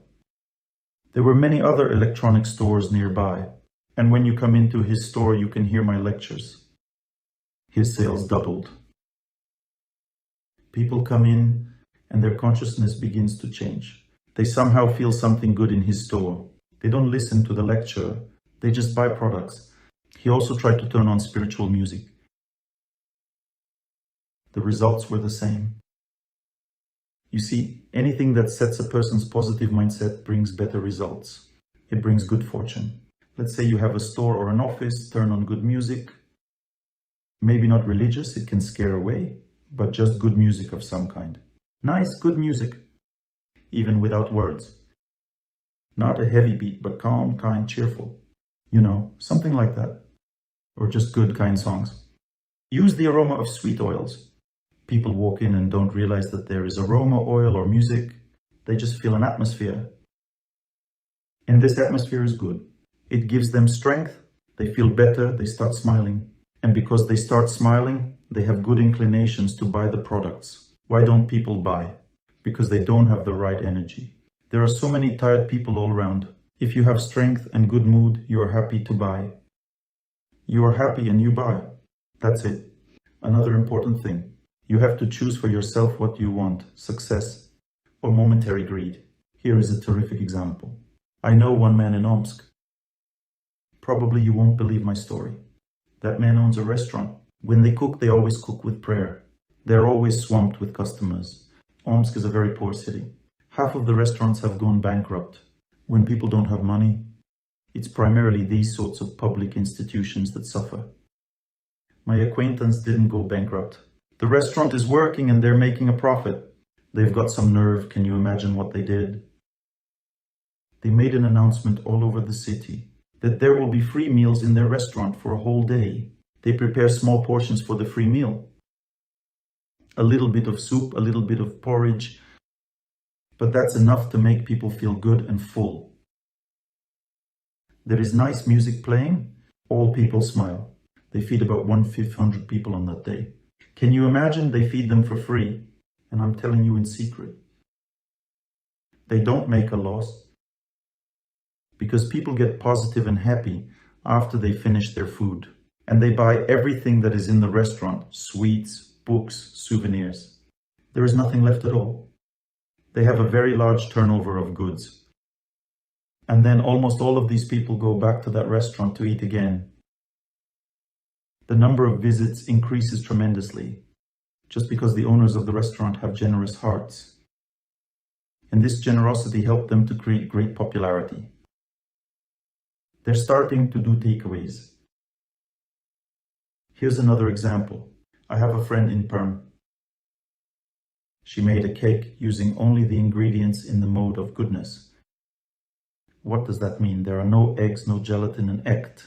She made the cake, a very tasty cake. She gave one cake to city authorities in Perm and to other bodies. Later, she set up a small company. The authorities already knew her and were so happy with her cakes that everyone signed all necessary documentation at once. She became so successful that people were standing in line to buy this particular cake because they had already tasted it, and it tasted really good. She used only natural, good quality ingredients without any bad additives. Of course, these cakes were a little more expensive than usual, but for her customers, that didn't matter. The taste is incredible. It literally melts in your mouth. That's it. All her cakes are made with prayer, with good mood and with love. What are we talking about right now? We are talking about having a good life, having enough money, and keeping your husband from leaving you. I'm just telling you all this in a slightly different way than usual. I'm telling you the truth. I'm not trying to make up stories. Let's have a look. If you want to improve your relationship with your loved one, you don't need to change them at all. Don't work on your relationship at all. Simply start jogging. Go to the temple, start praying, and observing yourself. Look, when you accumulate enough inner strength, do not sort things out with your partner. Usually when a person develops enough strength, they approach their loved one and say, well, let's talk. And then the quarreling begins. You don't have to talk about anything. In general, it is the wrong path in life. Look, what you need to do next. If you develop some strength, then start with a prayer. It is necessary to pray in the morning, to turn on the voice of the holy person. And while praying, start thinking like this. This prayer is to improve our relationship. Do it once, and then don't think about it anymore. Think about the holiness. The energy will go into your relationship. During the first stage, you will accept your partner. Let's say, for example, your loved one drinks, or they don't talk to you, or they are sort of tired, or they are annoying. They are too difficult to be around. You no longer have the strength to tolerate them. You don't want to look at their sour face. Don't worry. Simply keep filling yourself up with energy. The first stage of overcoming your karma is to start feeling that you can live peacefully with your partner. You will want to come back home. There won't be any arguments or fighting. Finally, you will feel that you have accepted this person. There is no need to clarify anything further with them. You don't need to sort things out with them. You simply live at a certain distance that is comfortable for you. Don't try to change anything. Next step is a healthy lifestyle and prayer. Gradually, this thread, this connection between you two will begin to change. It's the next stage. What does it mean? This means that you will want to smile at each other. You will be smiling. You will start feeling good around each other. The ice will start melting between you two. The conflict begins when there is too much energy of fatigue. The fatigue first accumulates in the hearts of people, then in the strings that connect people's hearts. Then fatigue leads to the feeling of disgust towards each other, and as a result, people divorce. Gradually, you see, over the years, people gradually destroy their close connection to each other. The relationship starts to stink, meaning one becomes disgusting for the other. People get tired of each other. You see, during your spiritual practice, you will firstly notice that your heart has melted. You will feel that everything will be fine in your relationship with this person. You actually have a good relationship. Second stage, you have purified your relationship. You can smile at your partner, you can talk about something insignificant with them. You do not try to fix your relationship. There is no need. During the third stage, the heart of your loved one will turn to you. I recommend you to live this kind of life. Try not to improve your loved one at all. Well, simply work on building a good relationship with them. Have a good conversation with them. If they did something wrong, immediately increase the distance between you two. That means that you simply try to do good for your partner. Always do something good, but do not demand anything from them. If they get too arrogant, then you increase the distance between you two. It means that you talk less with them. You simply do something nice for them and say goodbye.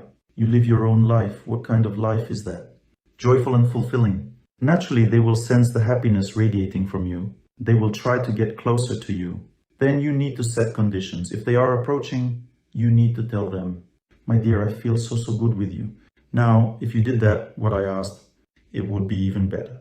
Well, what you're trying to say is that you're having a hard time interacting with them because you're missing this one. And sooner or later, they will understand. They will hear you and will try to do as you want. You see, your loved one can understand you only if there is no pressure. The human mind is activated only when there is no pressure. Let's say a wife does not want to do the dishes in the evening. She doesn't want to clean up. Why doesn't she want to? She is tired and sick of this kitchen. She simply can't stand it, so tired. My tactic is no special tactic, to accept the situation through my prayer. I accept that we have a dirty kitchen. I'm just sharing with you my own experience now. I don't do anything. I don't say anything to my wife. Everything is fine. I accept it. If I accepted the situation, I would be able to make jokes about it. For example, she goes to the kitchen. I say, oh, don't go to the kitchen. She asks, why? I say, it is not allowed. You are so delicate, so sensitive. It smells bad there. That's it. Kindly, as a joke. This already makes her want to clean the kitchen. But one time, something interesting has happened. She woke up in a bad mood. She said, I had nightmares. I asked, maybe you ate a lot at night? This, by the way, gives people nightmares. I said, if you've overeaten. She replied, I didn't overeat. I said, what other reason could there be? I continued, well, I heard such a thing. That if there is dirt somewhere in the house, then evil spirits appear there and disturb people at night. She looked at me like that and said, are you hinting at something? I said, me? What could I hint at? She's like, well. Then she looked at me carefully and said nothing. From that day on, another problem went on.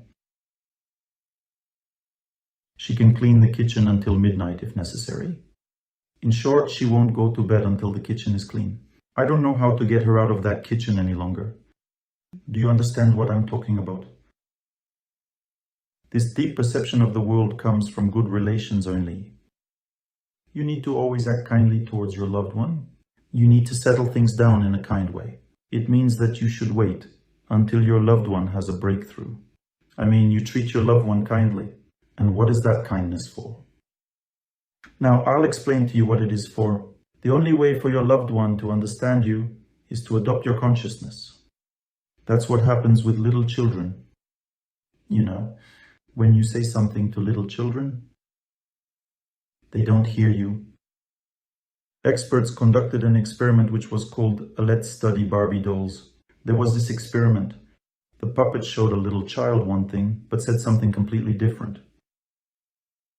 And the child did what the puppet showed him, not what it said.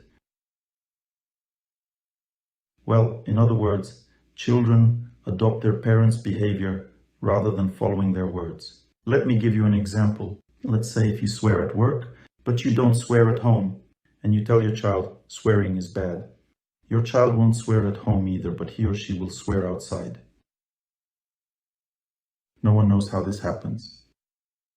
But the child copies the consciousness of their parents completely. The child copies the consciousness of their parents completely. Your partner copies your consciousness in the same way. Now, if, for example, I treat my wife kindly for a while, She will start looking at me suspiciously. She will still feel some danger that I might want something from her, or I have ulterior motives. But when eventually she stops feeling the danger, at that point, all my positive qualities will begin passing to her. Why is that? That's because she will perceive me and her as one. You see, when people are in conflict with each other, when they are in confrontation, then the opposite feeling develops. But if, for example, you are kind to your loved one, then they start to unconsciously take everything that you have inside, and they completely change their entire life.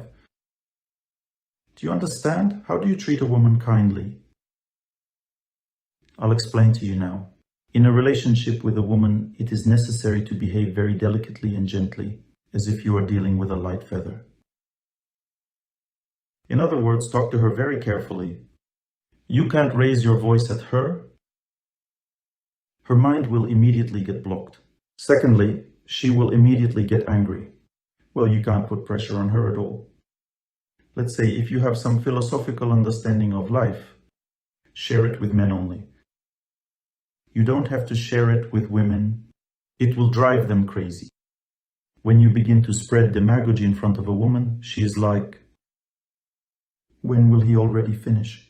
In other words, she's not interested in your philosophy at all. Am I right, women? Women live in their heart, not in their mind. If you love her, then she accepts you. But if you don't love her, then she does not accept you. That's it. Look, how should you treat a woman? Very gently, very kindly. With your daughter too. You should solve everything gently, softly, and kindly. If a woman treats you without respect, then you should distance yourself from her. Simply don't talk to her. And she will come to you to find out what's wrong. Why is that happening? And you have to tell her that everything is well, everything is just fine. But you also should mention that slightly, only slightly, she has been disrespectful. Everything else is fine. In a relationship, you have to downplay everything. Do you understand? You don't even have to say disrespectful. You could say you look slightly annoyed, or something else in a similar gentle manner. For example, I can't communicate with you in such an atmosphere. You see, you have to be very careful with your words. When you talk to your partner, what do you think is missing in a woman's life? A woman suffers the most from a lack of harmony in this world. That's because a woman's psyche is tuned to harmony. When a woman is born into this world, she is born for harmony. She needs love, kind treatment. She needs her feelings to be understood by everyone. In other words, the energy of love works through the feelings. She needs affectionate relationships. Love works. A woman was born for love. That's why she needs affectionate relationships and gentle feelings. You need to look into her eyes, smile kindly, so that she feels that you see her, that you understand her. In other words, she needs understanding. If she starts getting hysterical, then she expects her partner to be patient. This means that if a woman gets hysterical and starts, you have to freeze up and stay calm. If she asks you to make some kind of decision, whatever it is, just stay calm, that's it. And she feels like she's protected by a stone wall, because when she lets her emotions out, she pursues only one goal, to check, is my man tough or not? If he is strong, then she relaxes, she feels okay. She believes that she can live with a man like that. That's it. Am I right, women? And now women listen to what the men need. Yes, I'll tell you now. If a woman lacks in harmony and understanding, in tenderness and loving, kind relationships, then what a man lacks is to be agreed with and believed in. A man is born to win. If a woman is born for happiness, men, by the way, you should understand this. Don't be jealous that women are born to be happy. Women are born for happiness.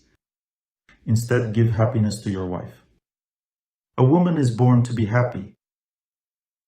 What is a man born for? What should you give to a man? A man is born to win and to be respected. A man is born to be seen as a leader, as an elder, as a boss. He is the one who is needed because he is better, stronger, more important, more serious, and more intelligent.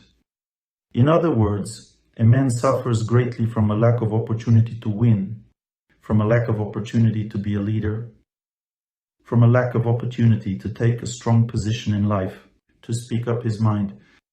to be accepted as the one who guides, educates, and protects others, etc. Do you understand? So how should you treat a man? You need to treat a man as a person who knows everything, who understands everything. A woman must learn to always nod her head to everything a man says. And often when a man says something that doesn't correlate with a woman's feelings, she thinks, but I can't agree with that. I must tell him the truth, and this is your error. A man tells you something not to find out the truth. It's impossible to explain the truth to a man. He tells you something to make you understand what his party policy is. A man doesn't need the truth, you know. He simply has a party policy. And a woman must agree with that policy. Let's say, for example, if he says something to you, look into his eyes. If you see that his eyes are like saucers, it means that what he says is of great importance to him. Then immediately adopt the attitude of agreement and devotion. In other words, immediately assume the appearance of listening attentively. At this moment, you can think or do whatever you want. It doesn't matter. What is important is that he can see that you are listening to him attentively and devotedly. That's it. He can be telling you about the planes or about the future directions of the country. It doesn't matter. Listen to him. During this time, he is filled with your faith and the feeling that he is a man. Is that clear? That is the way to love a man. You won't lose anything. Now, I will explain to you why. Suppose he tells you, let's start saving money because we have such and such plans. Let's save money, that's it. How should you look at him? You need to say, yes, my dear, absolutely. We are going to save money, that's it. We are saving money. The man will check again several times. Are we really saving money? The woman replies, yes, yes, we are definitely saving. That's it. The most important thing is to calm him down. Because when a man sees that you have definitely realized that we are saving money, he calms down. His party policy is accepted. I am respected in my understanding of things. The man then relaxes and becomes very generous. A woman comes up to him and says, listen, I know we are saving money. Or not even that way, you have to sit down and start crying. He asks you, what's the matter? And you tell him, nothing important, don't bother. I'm just creating problems in my head again. He tells himself, your problems. Well, okay. Keep crying, he will ask you again, what is it? Well, tell me, what is it? And you reply, no, I won't tell you. Then he will ask you again, tell me. You answer, well, we're saving money, aren't we? Please, leave me alone. I'd rather cry. Then he starts wondering, what's your problem anyway? You answer, yes, I have a problem. I saw one dress, I like it. But I will not buy it because we are saving money. The most important thing is to show him the dress you like. Otherwise, he will buy you something else. It will be a bigger problem then. When a man sees a woman willing to do things his way, then he will become so generous that 1,000 exceptions from the rule will appear in his life. Now, I have a question for men. If your woman does everything your way, will you make an exception for her? Absolutely. You see? That's because a man is generous by nature. The nature of a man is generosity. Who is he generous to? To a person who respects him as a man. As a result, he becomes the woman's protector. And he is ready to do anything for her. This is how a man's psyche works. In other words, you see, women, the main thing is to follow the rules.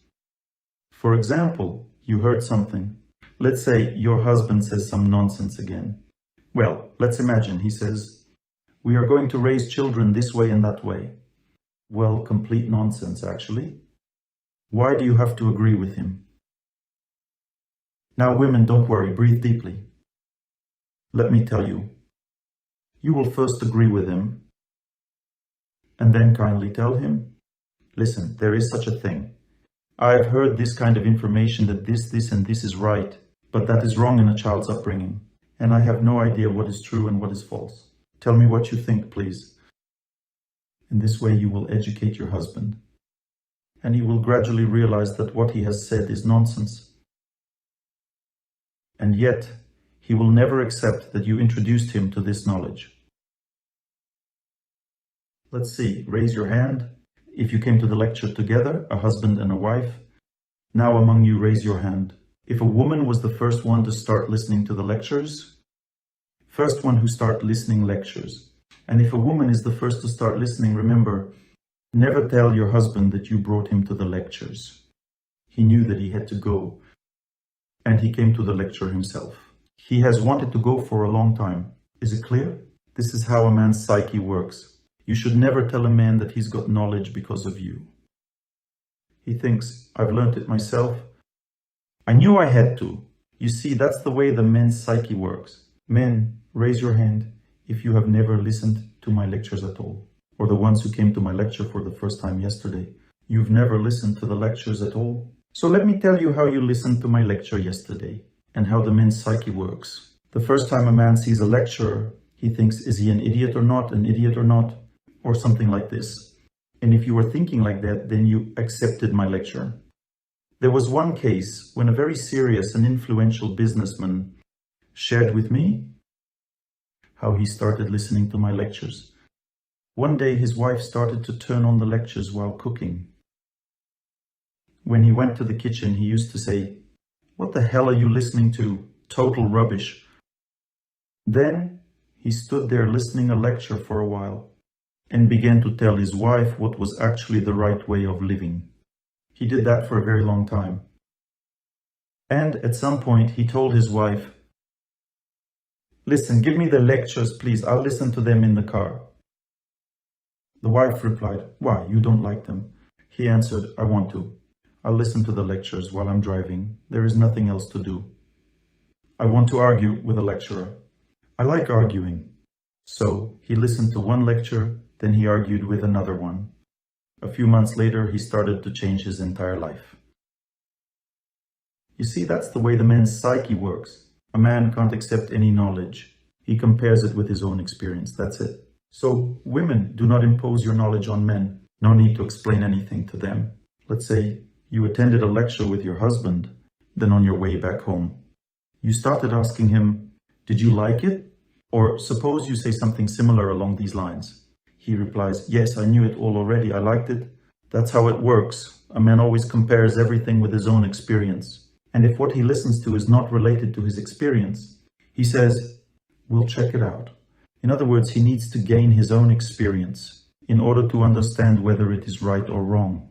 That's the way a man's mindset works. A woman's mindset works in a completely different way. I mean, when she comes to a lecture for the first time, she listens to her heart and she looks inside herself to feel, does this knowledge resonate with me or not? She sits and listens, holding her breath. And if she decides it resonates, then she starts to listen carefully. She becomes deeply inspired and absorbs all the knowledge as a sponge. And once she has absorbed all the information, she completely changes her entire life from its beginning to end. In other words, she goes through upgrade. I mean, a woman first erases everything that she's known before. And when she comes home after the lecture, her husband asks, "Where have you been?" By that time, everything has changed in her life after one lecture. I know all these things from my own experience, because they also happen in my family. Naturally, my wife does not listen to my lectures, but she listens to someone else, and therefore we have different campaigns taking place at home. Well, let's say the campaign is called Magical Cleaning. My wife listened to a lecture all about cleaning. Since then, everything in the house has changed, according to the magical cleaning system. Then she listened to, say, a lecture on how to save electricity. The money is flowing away if electricity is wasted. That's it. From that moment on, my wife walks around and checks if we are saving the electricity, or if, on the contrary, I'm wasting it. This is a woman's nature. A woman always gets inspired by something, and then she tries to inspire all her loved ones. That's the way the woman's psyche works. A man is completely different. A man needs a deep understanding of things, and only then will he change his life. First he studies and studies, listens and listens. Then suddenly he gets inspired. and he starts changing everything. More than anything else in life, a man needs respect for his opinion. Women, please remember, as long as you respect his opinion, you respect him as a person and consider him a good and worthy man. From that moment on, you will be able to change everything that you want to change in his life. That's because a man responds only to a woman's loyalty. For example, let's say, if you look at your husband and you think that he is doing something wrong, or you think that you could find someone better than him, then you should be aware that at this time your energy of love is not reaching him. If you constantly feel this way towards your husband, it means that very soon he will find another woman who will look at him as if he is the best person in the world. You see, when a woman looks at a man with devotion, at that moment he feels the energy of love and happiness emanating from her, and he receives from her what he should receive from a woman. If a woman looks at her husband the wrong way, then he receives nothing, and that means that he will find himself the one who will look at him the right way. That's it. In other words, if you have an idea that you could have found yourself a better husband, then a similar idea will emerge in your husband's mind. Learn how to build relationships. If there are arguments in your family, it is a result of your negative karma increasing. This happens when a family's negative karma accumulates. It can happen in a few days. The following changes occur. The psyche of a loved one begins to tense up. As your negative karma increases, your loved one is not able to talk to you. And then some serious antagonism emerges. Then the conflict begins. Fighting and quarreling begin. This means that you didn't evaluate the situation correctly. If you see things heating up, it is a sign that the negative relationship karma is on the rise. You want to ask me, what to do in this case? My answer is, you need to increase the distance between yourself and your loved one immediately. In other words, you need to generate more happiness in your prayer while jogging and interacting with good people. You should spend less time trying to sort things out with your loved one because nothing good will come out of it. If you don't feel you have the strength to communicate with your loved one, then do not communicate with them. By the way, there is something else you need to know. There are 3 categories of life. The first category is represented by the people living in the mode of goodness. They are the ones who engage in the process of self-improvement. If both of you engage in working on yourselves, you can discuss very deep things in life. In this case, the moral sense will be activated in your relationship, and you'll never leave each other. In the process of self-improvement, you will be moving forward together, and it's the best option. Now, the second option, you yourself study the lectures. You work on yourself, and you live in the mode of goodness. Your loved one lives a different kind of life. That goes like this: TV, work, home, TV, work, home. In other words, your partner lives like a hamster on a wheel. He or she is like a robot, and you can sense it. Do not bother them. Understand that a person lives this kind of life for a reason. They simply can't live differently, and they don't understand why they should change their life. There is no point in forcefully making this person live in a different way. Instead, show them the benefits of your lifestyle. Show them the state you are in. Show them that you feel good. Share with them how you got rid of your illnesses. Tell them how much you've enjoyed doing that, or share something else of that kind with them. Simply give this person your love. Through your love, show them how you have changed by living the right way. That's it. Don't force them to listen to the lectures. Don't make them go walking outside. Don't force them to give up eating meat. Don't force them to give up drinking alcohol. Don't make them stop smoking. You don't have to do all that. To change your loved one for the best, you should take the following steps. First, change the atmosphere in your house. Play spiritual music at home. Burn incense or better essential oils. Then put the icons, holy images on the walls. Watch the films about the saints together. You could make a selection of moral films. There are a lot of beautiful and interesting ones that have been made. These films demonstrate moral deeds of people. There is purity in them. Such TV series exist, and they demonstrate the right way of life. For example, there is a Muslim TV series, Farouk Omar. He is the second caliph after the Prophet. This film shows the birth of Islam. It shows how they built the right kind of relationship with each other, the way a woman should treat her husband, and the way a man should treat his wife. There are 40 episodes of 20 minutes each. The feast for the eyes. You can see so much depth, so much soul, so much faith in all this. And there are many more TV series of this kind. I just gave you one example. There are many Orthodox holy films of various kinds. There are so many good movies out there. One lifetime will not be enough to watch all these movies. You don't have to watch all the other nonsense. There are many good things in the world. There are beautiful, great films out there, showing love, relationships, etc. You should watch these ones and discuss with each other. So if a person who you love is TV addicted, don't make them get rid of this addiction. Don't press them. It is essential to change their taste. And then your beloved person will not be interested in this addiction anymore. If you help them acquire the necessary taste, they will overcome this addiction on their own. For example, if a man watches a TV program about healthy ways of living every day, then they will lead a healthy lifestyle themselves. This TV program will make them go outdoors to exercise, or for a run, or something similar. That's all. That is how the system works. First and foremost is the atmosphere at home. Secondly, ensure there is an altar at home where you can pray, and you also should pray whilst cooking. Just think as you cook. Who do you cook for? What are your thoughts? If you cook thinking about your husband, then he will not benefit from this food. Give yourself to him, your own energy. You've got naught, and so has he. Totally zero as a result. If you really want your spouse to benefit from your cooking, then you should think about a saint person or about God whilst cooking, praying simultaneously. In this case, you do not share your own energy with your husband. On the contrary, you share with your spouse God's energy, which also flows through you. Such food is called sanctified food. And this is a unique type of food, which utterly changes one's mindset. You can't even envisage the changes that will come to pass. It's unbelievable. You see, the person next to you will change completely.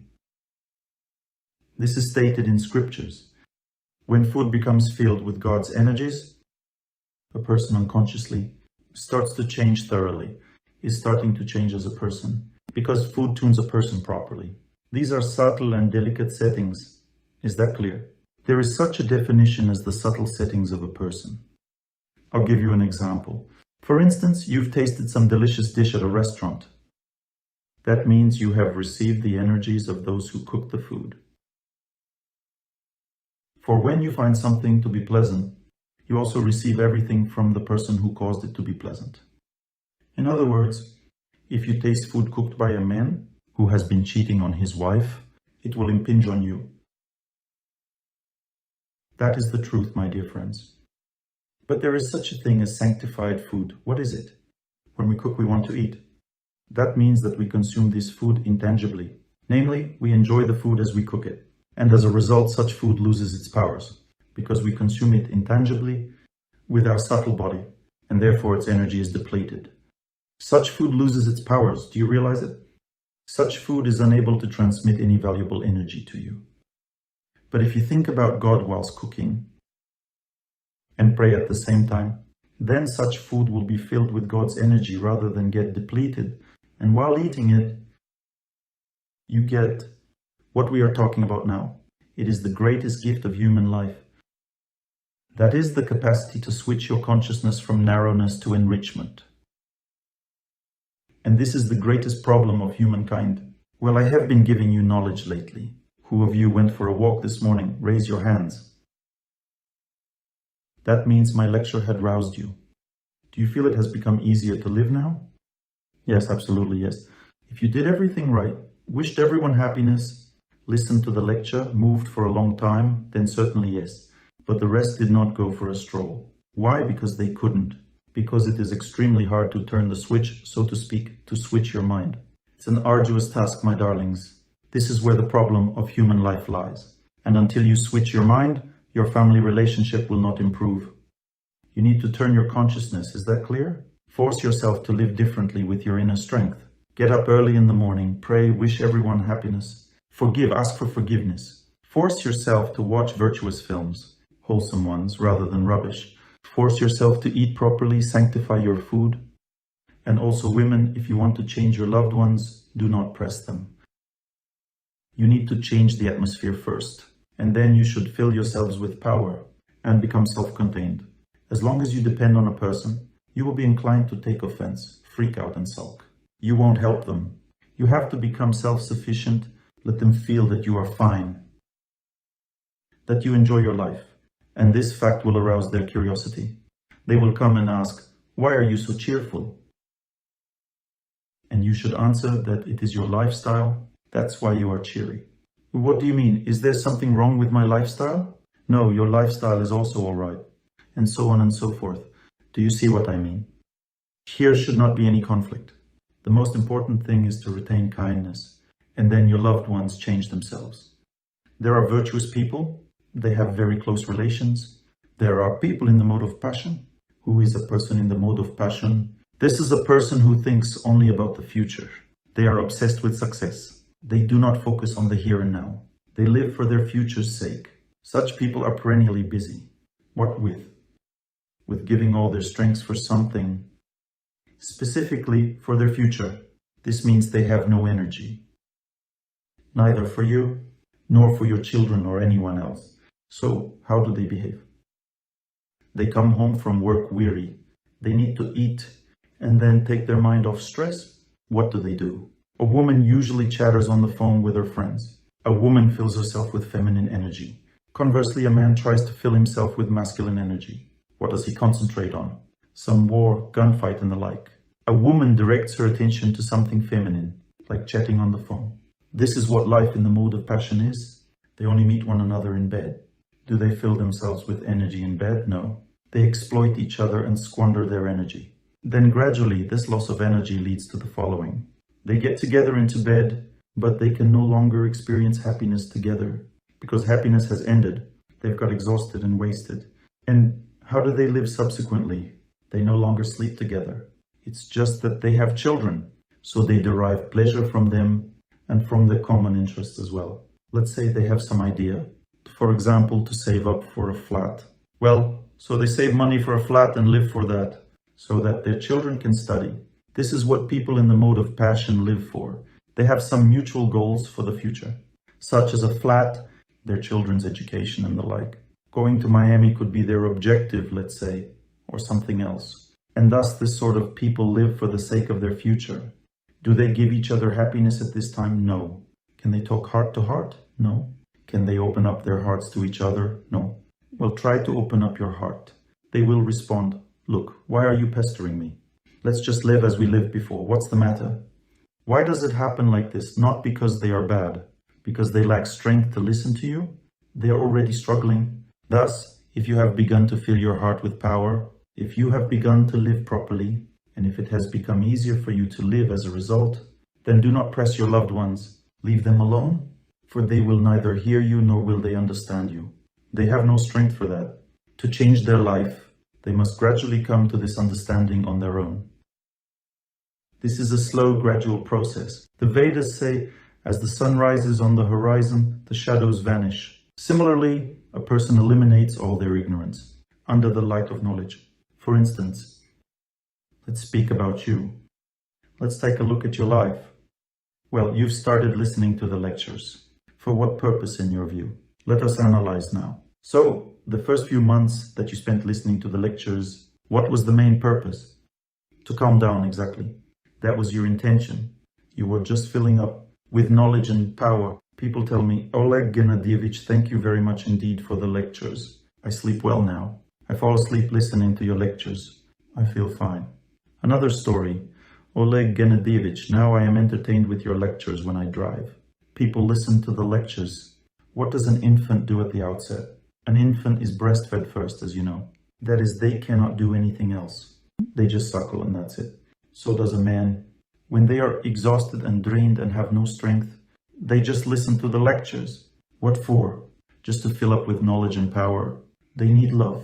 They need sincerity, honesty, and other good feelings. Purity. That's what they are in need of. To this end, they listen to the lectures. Then with the passage of time, what happens next? What is the next stage? The next stage is, I want to live like that, but I can't. Am I right? Recall it. I like this kind of life. But I can't live like that. I have no time. There is no time for all that. But it would be great, of course. Listen now to what happens next. And then the following happens. In the end, they find the strength for at least something and start doing it. And they see how it changes their life. Then they start doing something else and again something else. Then they begin to believe that it all works. And they start changing their whole life. It takes a person at least 1.5 years on average. This is my statistics. I've studied this issue. I have written my PhD thesis based on my lectures. On average, a person needs 1.5 years to begin to really change their life. And all this time they spend just listening to the lectures, and that's all. They do nothing else. And then gradually their life begins to change. But in 1.5 years, genuinely profound changes occur. Do you see what I mean? 50% of people cease to drink for good, and the other 50% drastically reduce their alcohol consumption. And then if you survey them to find out who of them has stopped drinking forcibly, you'll discover that only 5–10% have forced themselves to do so. Can you imagine that? The rest stop drinking without even noticing it. Why? Because when a person fills up with power, their life changes and they don't need alcohol anymore. When a person fills their heart with energy, they don't need to smoke anymore. This vice vanishes naturally, but it doesn't happen in 5 minutes. On average, it takes a person 2 to 3 years to stop smoking, and it happens by itself, just because they begin to rest in a proper way, and their psyche recovers naturally. As soon as their mind no longer accepts smoking or drinking as a necessity, it rejects it straight away. Therefore, there is no need to compel a person to do anything at all. If you yourself are very slow to change your own life, then what do you want from your loved one? They haven't even started to listen to anything yet, nor have they started to change anything. Wait a little, be patient. They need to twig it on their own. They need to see the light. Just look. Life will press them a little, and that's it. A man will start changing because he notices that his wife is doing well. One man came up to me before the lecture and said, "High five." Coming to my lecture meant he had paid for a ticket. How did he enter the conference hall? That happened in Moscow.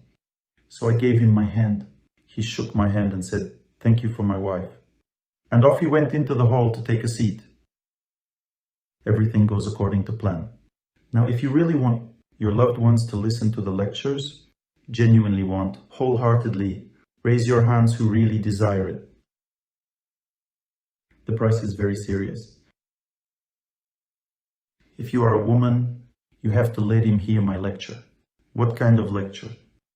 About the duties of a woman? Right. He will listen.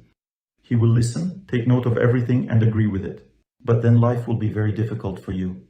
Do not even try to tell him that there are also duties of a man. Then he will not listen at all to the duties of a woman, and men should let their wives listen to the duties of a man. She will listen.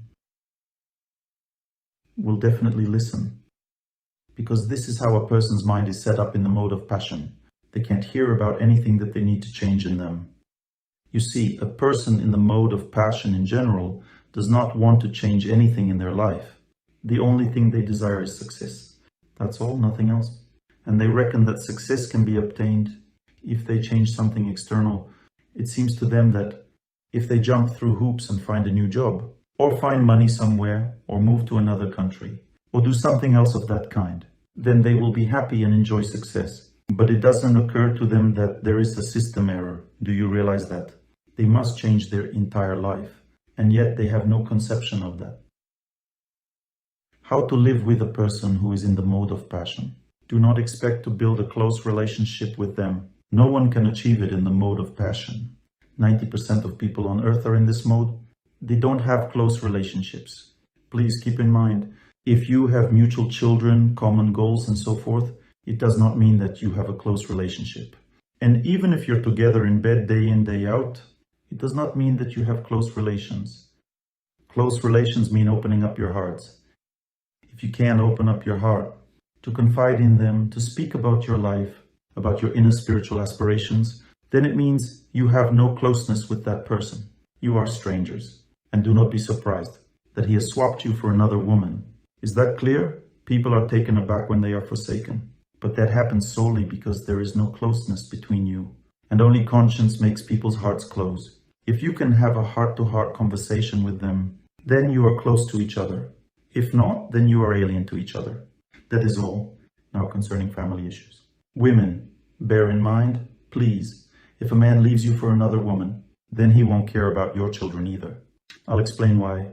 Because a man loves children through the eyes of his wife. Whatever his wife loves, he will love that as well. His wife loves their children, so he will also love the children. If he falls in love with another woman, he will love her children. He will continue visiting your kids, but he'll no longer have the same feelings he had before. He will love your children just as much as he loves you after leaving you.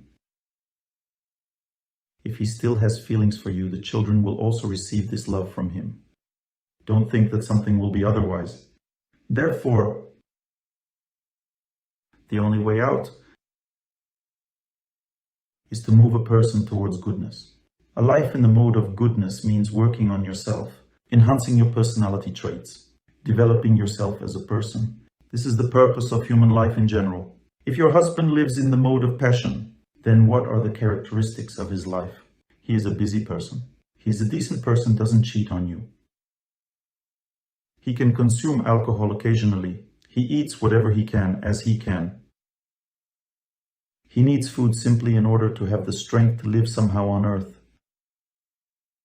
To be efficient, perhaps he's got a hobby, any diversion. He may be interested in some movement, which is unlikely. The odds are all his hobbies are related to something that brings pleasure to his senses. For example, he can go to a park. This is a man in the mode of passion. How to build business and family relationships with him. So, what do you do together? You have sex together, raise children, save up money for a flat, help your relations, and so on. This is a business type relationship in your family. How long will it last with this person? Until you get weary of each other. Now, what is the first stage of that tiredness? I reiterate, at first, people start feeling they can't sleep together anymore. This is the first sign that a breakup is on the cards. I'd also like to add one thing. If you are not married, then it will even hasten the collapse of your relationship. For when a person is reluctant to register their marriage officially at a register office, then they have the intention of splitting up from the outset. This is the only reason why people don't marry. There are no other reasons. And if you are not in an official marriage, then you ought to gradually steer your partner towards it. Be it a potential wife or a husband, it will take time. But this must be done. How to save a family. First and foremost, change the atmosphere at home. Play some spiritual music, sanctify food, place an altar. Use aromatic oils. Ensure there is enough fresh air in your dwelling. Ventilate it well. Tidy it and clean it well. Gradually ensure that you avoid defiling your dwelling by means of malign TV programs, vulgarity, and all sorts of bad news. Strive to make your partner contacts more with wholesome, benign information. A change of consciousness comes through the ears. Everything a person hears with joy, with love, all that penetrates them very deeply. It is sound that tunes people in a certain way. Now here what you must do. You need to become self-sufficient. Remember, if you do not learn to be self-contained and independent from your partner, not to take offense at the fact they do not understand you and do not want to hear you, then you will not save your family. To save your family, you just need to learn to be self-sufficient beside this person and to feel comfortable. This means your partner will change soon. If you feel good next to them, this is the first stage of victory over fate. And soon you will be fine in the relationship with them. You will start talking heart to heart with them, having more intimate conversations. This is the second stage of the victory over destiny. And at the third stage, they will begin to change. You don't have to force them. They will begin to change their life themselves. And this will come to pass gradually. Now, if your partner is in the mode of ignorance, it means they have already begun to go downhill. They can go on a drinking binge now and then. They may start to suffer at work, go through certain difficulties there. Then they begin to betray, and they do it shamelessly. They might become violent and batter you at times, or trick you out of money. Something like that. This all means that they are in decline. There are 3 layers of life. The first one is the mode of goodness, which means that the mind evolves. The second one is the mode of passion, when the mind is stiff. The mind is difficult to change in the mode of passion. We think that we must live like everyone else does, so that nothing is different. We just tend to live the same way as others do. Passionate life means living like everyone else does. People are afraid of living in a different way, as it may seem to them and to others that they are in a sect. They are scared. They think that any religious life is some kind of a sect. But in fact, religious life is actually normal life. A sect is when your mind is stiff. And when the mind is in decline, this is called ignorant life. A man genuinely goes downhill in this case. It gets worse and worse every year. People in the mode of passion do not change. Their life is stable. People in goodness enhance the quality of their lives, change it for the better. People in the mode of ignorance just decline. How to live with such a person? Remember, your preaching will not help them. It won't help a man who is in the mode of passion either. For instance, if a person is in the mode of passion, you can just change them with your kindness. But if a person is in the mode of ignorance, and you try to build a good relationship with them, it will only provoke anger and impudence on their part, and consequently cause you to suffer. So if one has started leading an ignorant life, there is only one way out. You need your personal inner life, prayer and distance. Such a distance that makes you feel comfortable with them so that you do not burn out. Remember, any close proximity to a person living in the mode of ignorance will only wreck your destiny. The closer you are to them, the more anger and hatred they exude, because people in the mode of ignorance are under the influence of evil spirits. That is why a person becomes a drunkard, loathes everyone, and is overtaken by malice. Sinister spirits ensnare and then enslave such a man. Therefore, the only way out is prayer, purification of the atmosphere at home, and as much distance as possible, so that you can save yourself. If it is impossible to live together, live then separately, do not dump them. A person sobers up at this moment. A person in the mode of ignorance is corrected only by profound grief. In order for a person in the mode of ignorance to take the right path, they need first to plumb the depths of despair. Well, one man asked me how to re-educate his father so that he would stop drinking. I reiterate, only profound sorrow can deliver a person who is in the mode of ignorance. And in the time of woe and mourning, as they suffer, they start looking for a way out. And that's when they should be given a way out. They need to be given a cure that will aid them. There is no other way out. The ambiance at home must be akin to that. As you see, there are such good songs for children. They also purify the mind. Or let's say, contact with other people. How to purify the energy of your family with the help of friends. I mean, we do it all for our kids. We need to do something for ourselves first. Do you understand? We write children's songs for children. Isn't it terrific? These are the songs children should listen to. I have one group. I dreamt before of creating a theater that would enact my lectures. I have such a theater now. It is called Anitya. 6 years ago, it took us a very long while to make the first production. I edited everything, and they understood later how to do everything right. They have a new theatrical genre, and now they do everything in this genre and enjoy great popularity. Apart from that, I have Divya Rosa Ensemble. They are very popular too. There's some idea, let's say, I tell them they should compose something relating to love for our planet, so that people come to love nature. And they composed the song entitled My Earth. And there is a video clip. Browse for the song on the internet. Watch the video clip, you'll be amazed. They made it so terrific. That is meditation on Earth. The Earth is portrayed as a personality. Such songs bring happiness to people as well as good luck and tune them properly. They tune our memory to the Earth and instill in us love for Mother Earth. Alright, I'll show you the video clip. I couldn't resist. Well, just a little, so that you can understand what you ought to watch. What fills you with power? On the whole, what does it look like? What brings us luck? Play it in your car. And your heart will get filled with power, because a person can be filled up through memory. Let's say you're infertile, which is a lack of the energy of Earth. How does it manifest itself? Your sleep is inhibited. You have pain during your periods. You are moody, very sensitive and emotional. You easily take offense. You cannot stand a man beside you at home. This is a clear sign you lack the energy of earth. Take some soil from the forest, pour it into a basin. From the forest. And when you work or do something on the computer, set your feet there. Is it funny? When you do this, you will establish contact with the energy of earth through memory, and thereby you will be filled up with it.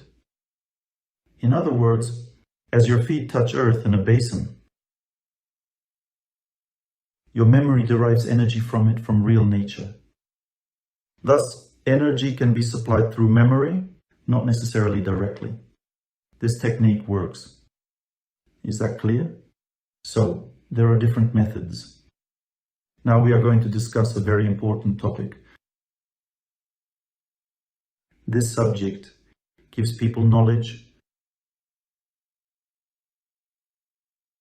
on how to achieve success in a male or a female body. We have a certain structure of mind which is different for men and women, and that needs to be studied. And then everything else will be very easy. I'll explain to you a little right now. Just look. A person has a foundation. If you make this foundation robust, then everything else will be easy to do. The foundation of a woman is close relationships. What does it mean? It doesn't necessarily mean having a husband. Some women think, I don't have a husband, so I'm dying. Close relationships mean that a woman has people in her life who she can take care of, who she loves, who cherishes. Who are these people? They are either relatives or friends. Well, most likely, do you see what I mean? If a woman has such a foundation, and it requires time and effort on her part, but if she has people with whom she can speak kindly, have a heart-to-heart conversation, and build close relationships, then she will be strong, resilient, and unshaken. A woman should love everyone around. Do you get it? Just look, you can hear and see all that in songs. I'll now give you an example of a person's reaction to an event. Here is one reaction, let's say, when a person has faith in another person, and then this faith is shaken or wrecked. They completely lose themselves as a result, and are likely to end up badly in their life. Why? Because they got so attached to another person that all their life became a gloomy, drab picture. A man's foundation is his will to conquer and win, surmount difficulties, hurdles. Ideally, sport or any other kind of physical activity should underpin this foundation. Let it be volleyball or football, swimming or something else. But if he has somewhere to jog, work out, breathe, and so forth, then it means that he will be strong, resilient, and unshaken. Because when a man engages in such physical activities, he begins to strengthen his capacity to feel powerful in his life, in his relationships. So look, a woman has emotional power, which inspires her to live. However, her willpower is weak. If a woman forces herself to get up early in the morning, this is not the way. This will end sooner or later. A woman should be inspired by communication. If her friend gets up early, she will also be eager to do likewise. Do you understand that? She will do it because her friend does it out of love for her. Do you see how a woman should work on herself? A man works on himself in a different way. He overcomes himself. Having overcome one hurdle, he endeavors to overcome another one. For example, he hardens himself by bathing in water that is ever colder. He runs farther and farther, he exercises, he lifts heavier weights at a gym. This means that a man needs to move forward. If it is connected to body, then on the one hand his body becomes stronger, and on the other hand he strengthens his willpower, thus consolidating the foundation of his life. Now look how a person without a firm foundation reacts to the loss of a loved one. Have you heard? Have you grasped the message? Now look, a woman has a strong foundation and is tuned properly. Her loved one has also forsaken her. Behold how her mind reacts now. What does it mean that she is tuned properly? You will hear it right now in this song. So have a listen now. A little bit. Do you see the difference? Hey coachman, don't rush the steeds. That sounds like the end of the world, as though the person had plumbed the depths of despair. Now the second option, and I still miss you a little bit. Look, the man sings, amidst the gloomy plains, and the woman sings, and there's the same backyard and the same laughter emanating from there. That indicates she has not lost herself. She loves all those elderly men who play dominoes in her backyard. She hastens to the cinema with Natasha, her friend, who she loves too, and she misses him only a little bit. It means he will return soon, because she hasn't lost her beauty. She is just as happy and jolly as she was before. And as for him, no one knows how and where he will end up without her. Have you understood how the system works? You need a sturdy foundation, my dear women, which is love, communication, and friendship. Full life of a white female heart. And no one will break you in this world. No one will cause any harm to you. All right, let us now listen to those who are praying. I have been talking too much. Once upon a time in Omsk, a lecture lasted for 4 hours and no one stopped me. Neither the organizers nor the head of the conference hall. No one cut me short, so the lecture went on for 4 hours. Someone approached me and said, Oleg Gennadievich, you can lecture more if you wish, but it's been 4 hours already. Sit with your back up right now. Thank you very much indeed. I wish you all happiness, love, and knowledge. I am very grateful that you have spent your weekend listening to my lectures. Thank you very much indeed.